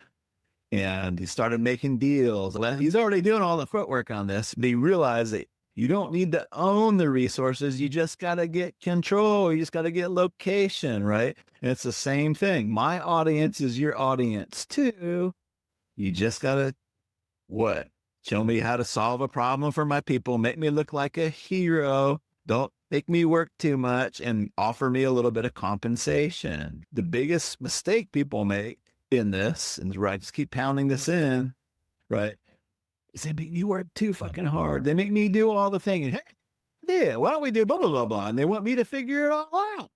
It ain't ever going to happen. Like, I'm looking for a boss that's going to say, hey, why don't we do this? I'm going to make this happen. We're going to test this out. If it works, then we do this, then we'll do that, and then we'll do this. And I'll be like, okay, let's do it. Do I have to touch any buttons? No, let's do it then. That's not what typically happens. What do you think about this idea? Can you look at all this copy for me? Can you look at copy for me? Can you look at all this? Can you look at it? And like, pretty soon, nothing gets done, right? They're just making more work for me. Does that make sense? Why pounding this into everybody else's list is your list too. You don't have to own these audiences. You just have to understand that no audience owner can do everything for their list. They can't solve all their problems, right? There's so much more. It's like having a river, and that flowing river, like how many windmills can you put on the river? You can put in lots of them, right? Because putting a windmill, or not a windmill, but a water mill, I'm saying wind, but I meant water. You put a water mill in one spot, you can put another water mill in another spot. It doesn't take anything away from the river. Does that make sense? But the river owner is not going to do it because they're not water mill or grist mill or hydroelectric plant producers, right? Does that make sense? But their river is your river too if you just make the right offer. Does that make sense? So I'm just pushing back a little bit on that. I don't think that's exactly what he was asking, but he's basically saying, hey, you got all this lovely assets to begin with, right? But that's missing the point, right? Warren Buffett could go and put a pinball machine in a barber place, not because he wasn't Warren Buffett at 17, right? It's because they knew that their people were bored sitting around waiting for their haircuts, sitting in line. Is it fun sitting in line? Or no fun sitting in line? It was no fun. It was fun. He was providing a product, right? Probably made the barber look pretty awesome. He's like, oh man, way to go. Bob the barber, he put a pinball machine. Oh, this is great. This is so awesome. Does that make sense? And he got 50%. Does that make sense? So happy to turn over his customer flow there, right? So I'm happy to turn over my flow if somebody will solve a problem for my people that I don't have time, the bandwidth to solve, right? Make me look like a hero. Don't make me work. Offer me some compensation of some sort, right? Happy to do it. So is everybody else that has an audience. What else, folks? Do I make it seem too easy sometimes? When I'm sitting here, it's definitely a lot easier. You're not wrong. It is easier, right? And then when you get out there, right? But to me, that's exciting, right? It's, oh, I'm getting this feedback, I'm getting that feedback, right? How do I maneuver? How do I shift? How do I adjust? I always figured out more in the field than I do sitting down and in the corner of mental masturbation trying to figure it out. I can't figure out shit there. I mean, some people are probably smart enough to do that, but I'm not. Carlos, what do you got, buddy? Man, so many ideas. As always, thank you. I know I'm sitting here quiet. I'm wondering, Travis, I recognize that everything you do seems to have like a setup in front of it and then something happens on the end. I was thinking about how Andy Hassan did that bonus chapter with you in your book. And that's why I'm like, I DM'd you not that long ago, wondering if you would do like an interview with me. Cause I know that's, I don't know, like exclusive fodder of some sort. And I'm wondering what your take is on that. And also, if you wouldn't mind indulging me, just wondering why you're resistant to it. Is it like considered, is it work? Is it something that's not? Cause I know I don't want to get the other person to do too much work. And I recognize that it might seem that way. Does my question make sense anyway? Like, why am I not doing podcasts? It's not just you. I turn them down all the time. I don't need them. I don't want to put stuff on my calendar. Does that make sense? Yeah. I'm not saying I never do a Zoom. I do them when they feel fun. And when I think that maybe they'll help my Ronin out. I'm all about my Ronin right now. So if it's something I think it's going to help the Ronin out, I'm happy to do it. But I'm not trying to sound like I'm up on my high horse or anything, but like money is not the motivator for me. I don't care about being famous. I think there's a lot of negative to being famous that nobody likes to talk about. I don't pick on him too much, but Grant Cardone, like how many lawsuits is he in right now? I wouldn't want his life I don't give a fuck if he's driving a jet or what he's doing. I don't want it. To me, hell is like spending time in a courtroom. Not in a years, yeah. And that's right for him, apparently, but it's not right for me. Like my wealth to me is a free ass fucking calendar. So I don't like to put shit on my calendar. I try to figure out ways not to put it on my calendar. How can I get what I want without my time and energy? So I'm ruthless. I'll spend money like crazy, but I'm ruthless when it comes to my time and my energy. And I think most of the world has that backwards. They're happy to spend their time and energy and they clutch their dollars. It should be that you should be like, to me, money's for two things. First, to buy your freedom, to buy assets, to buy vending machines, that buy your freedom, and then fun. That's what best purposes of money's for. But a lot of people use money for lots of different things. Oh, it's going to make me safe and secure. Oh, it's going to make me powerful. Ooh, it's going to give me status. Ooh, it's going to give me all those kind of things, right? So that's the reason why it's a no. Russell Brunson's asked me to come out and not recently, but come out and do funnel hacking. I'm like, no, I'll pay you $50,000. No, I just don't want to get on a fucking plane, man. Oh, like, and he's even willing to pay you. And wow. Okay. I was like, am I looking at this wrong? That sounds like maybe I can't get Travis, but I was just thinking in terms of, it holds no appeal to me. I wouldn't chastise somebody that went for 50 grand. That's just not what my life is about. I make everybody fly into Little Rock. They come out, fly into Little Rock, and then drive over to my house. They'd take a rental car over to my house. I'm like, oh, I didn't think anybody would do it. And then Jeannie is the one that, like, I think people would come out. I'm like, then I realized, like, hey, I'm just going off of what little Travis says. Let's just test it. Does that make sense? Yeah, I haven't done podcasts, and I never say I'm not going to do them, because every once in a while, like something I think would be fun or that would be help my Ronin or something. But I'm more open to doing for if somebody's a Ronin. I do a lot more stuff for Ronin people, especially if I think it's going to help them out. I don't know if that helps you or not, but yeah, it's pretty much, I'm ruthless. No, like I say no a lot. I say no so many times, like to most things. It's a Ronin. We make our own fucking rules. We live the way we want to live, and serve no masters deeper than not just having clients that tell you what to do. It's not about not making money your master, not making the person on your shoulder your master, right? Not making trophies and awards and status your master. Little Travis is my hardest thing, because little Travis wants to be cool. He wants to be the video guy and do awesome videos and be the front of the stage closer, right? He wants to be cool and get all the applause, right? But I don't let him boss me. He's a backseat driver. I do what I want to do, right? I'm happiest, like fucking with things, like experimenting. Look at this. Look what happened here. And then playing with that some more, right? How can I take a piece out of the machine and make it still work? How can I take salesmen out of the business, right? And still keep selling big ticket? How can I put out a worldwide selling relationship advice book without having a degree after my name? How can I, like all those things, right? Are the things that I like to play with right now. And it may change, but my calling is to help normal people go from trading their time for money to making the transition to an asset-based income. That's it. If it helps me do that, then I'm all about it. What else, guys? Can you hear me? Yeah, I can hear you. Yeah, sorry. You have to speak up and slow for me. Yeah.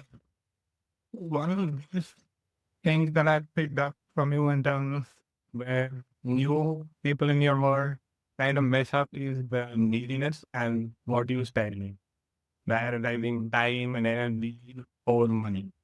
Identity and reputation was like, and you can think about it intellectually, obviously, and you can remind yourself, but how do you, I don't know what your experience has been in helping people know the fastest or reprogramming that people like.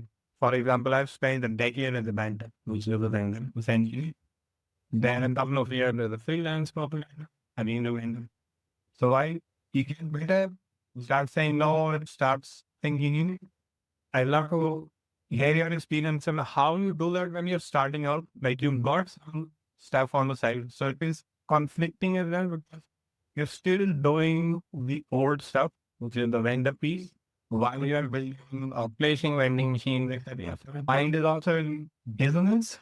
So you're wrestling with yourself and then Lavi, oh, have your thoughts on it, if the question makes sense. Yeah, I'm not a big mindset guy, believe it or not. And I understand why people think that I am sometimes, right?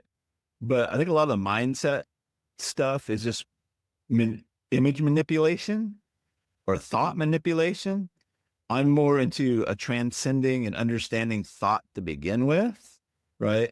So that's why I use the little Travis all the time, because if you can start to separate the voices in your head and the images in your head aren't reality. And we talked about this, the Serve No Master event, but as humans, sometimes we think the more we feel something, the more true it is.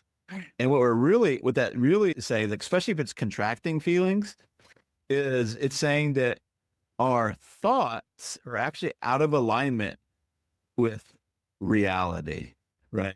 Like the world should be fair, right? What planet are you on? And so the more you believe the world should be fair, is I believe or look to that thought. I'm not saying the world shouldn't be fair, right? It's just another thought. But what I'm pointing at is we're not feeling reality, we're feeling thought, right? And the reason why this is important is because I was an electronics technician, right, in the Navy, and you have a radar. You've seen a radar in person or in real life, right? It has that sweep that goes around and it shows you where all the ships are and the land, right? So you don't run into stuff. I worked on those radar, right? And there was a certain signal to noise ratio. If you had too much noise on the radar screen, like either you went around everything, right? Because you didn't realize the noise, right? Or if you ignored it and said, I think this is just a piece of noise and it happened to turn into be a ship or a piece of land, like you crash and burn, right? So one of the big things I try to do is help everybody see the difference between their thoughts and reality. That's why I'm beating up on Fabricio a little bit, is go get data, right? And if you go get data, it's surprising the breakthroughs that we can make. It's surprising the stuff that we stop ourselves from doing, not because of belief, just because we're taking a thought seriously, right? And we want to look to reality and data for that, right?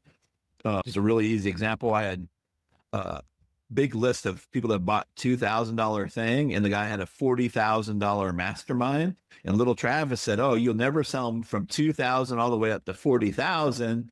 It's just too big of a leap." Right? You see how that stops some people, right?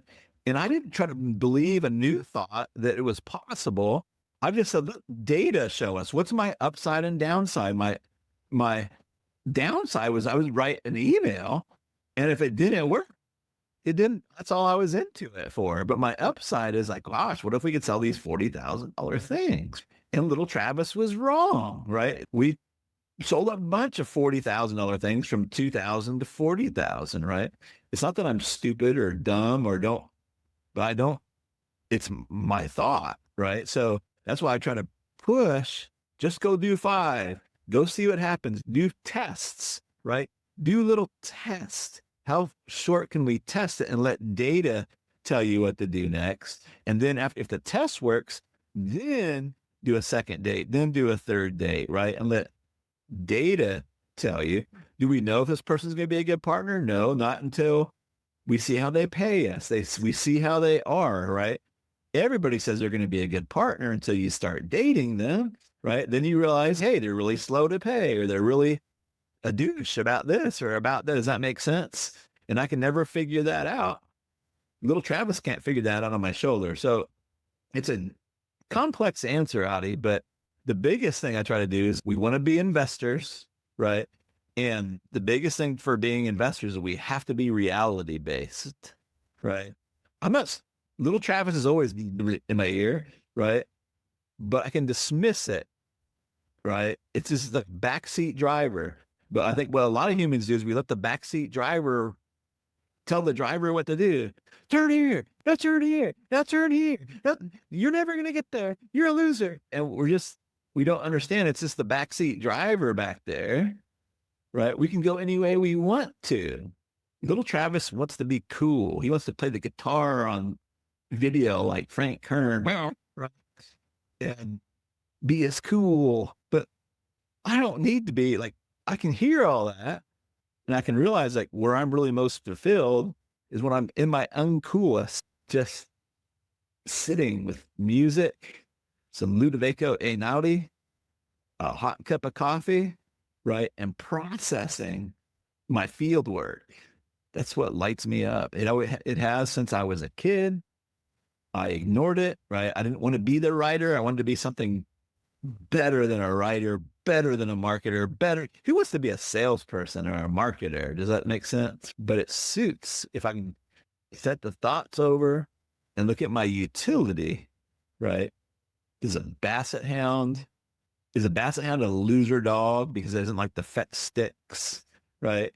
If you throw a stick for a golden retriever or a retriever, it's going to go catch that stick. It's going to go bring it back to you. But I had a basset hound when I was a kid. It was named Flash from a TV series. We had Dukes of Hazzard here. And if you threw a stick for Flash, a basset hound, he would just look at you. You go get it, motherfucker. I ain't getting it, right?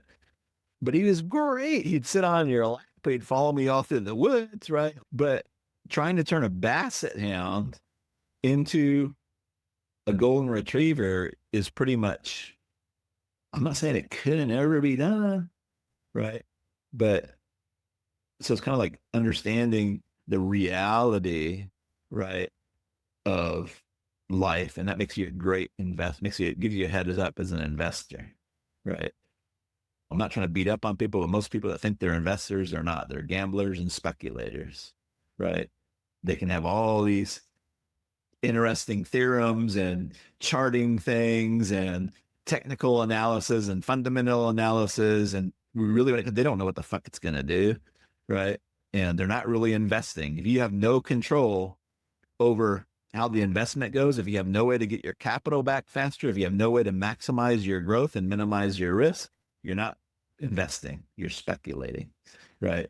And again, it's that not seeing reality, right, that fucks you over as an investor, right? So that's where a short non-workshop, 3-day workshop kind of thing is like getting in touch with reality and seeing reality and realizing reality is just fine. It's only our thoughts about reality that create all the stress and drama for us. And I'm not saying to change your thoughts, because that's just going to create, it's like you don't clear a mud puddle by stirring it faster. That's not going to clear the mud puddle, right? You just let that shit alone until you can see what's going on and what's happening. I don't know if that's going to help you one iota, Adi, but what I'm always going to pressure you to do is, are you making this decision based off of data or what you think?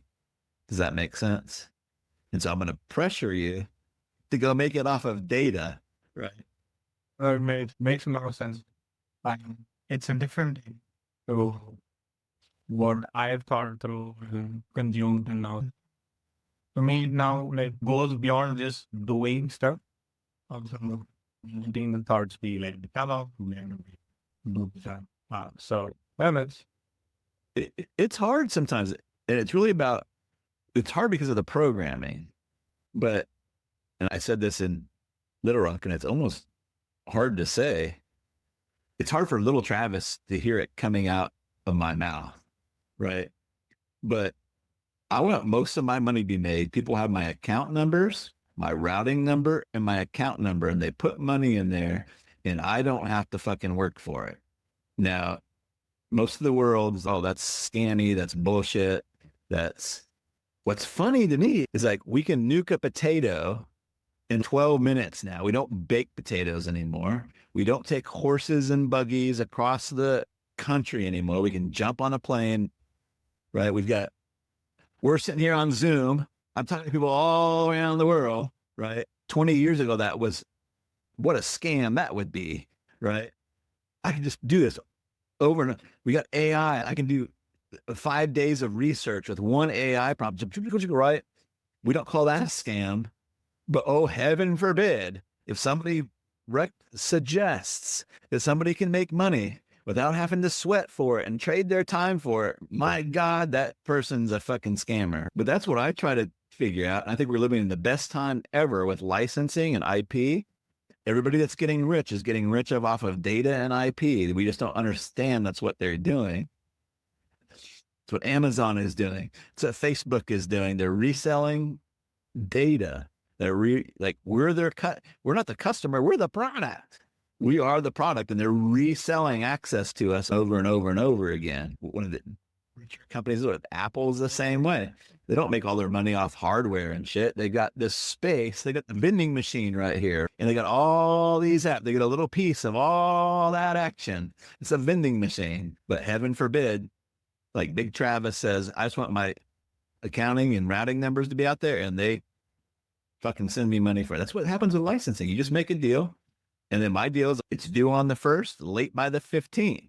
So I do have to have people that kind of manage that and, hey, where's our money and that kind of stuff. And most of my partners are pretty good, but they just either PayPal it to me, they put it in my account for the vending machines that I have out there. I often tell Jeannie, I think I have the best business model in the world. I may be a little biased, but it's like when $30,000 comes into your account and it's only Tuesday. Is it Tuesday? It's Tuesday today. I don't even know what date is half the time, but it's only Tuesday, and I didn't have to do anything for it other than a little bit of strategizing on getting it rolling. That's not bad. It's gonna, more of it's gonna come in. So I just keep stacking it, and I know that seems insensitive to people that are maybe struggling or having a hard time. I'm not trying to brag, just inspire and try to break this fucking programming that we need to trade our time for money. And we're programmed that way for a reason. I'm not a big conspiracy theorist, and I don't think anybody did it for evil purposes. My dad was so happy when I went in the Navy. It wasn't because he was like trying to keep me down. He was in the Navy, right? It was like, he was just proud that I was going in the Navy and like all this kind of stuff. And I'm glad I went in too, because I learned a lot of great stuff, right? But part of me wanted to be like, I probably would have got a job as a salesman if I didn't get into a car wreck. It's an interesting thing. I was in Riverside going to an interview, and I got into a car wreck, and I never made it to the interview. So I ended up signing with the recruiter. It's funny the way life goes, right? But boy, my dad was happy, and I learned a lot. So I wouldn't do anything different, right? But like, you give your life to the Navy, man. You get, I think my first years, I didn't make $1,200 a month. And you're there. It's 24/7, 365. Does that make sense? Holy crap. And don't get me wrong, you get meals and place to sleep and medical and all that kind of stuff, right? But it's not a good trade from a leverage standpoint. You don't have any leverage there.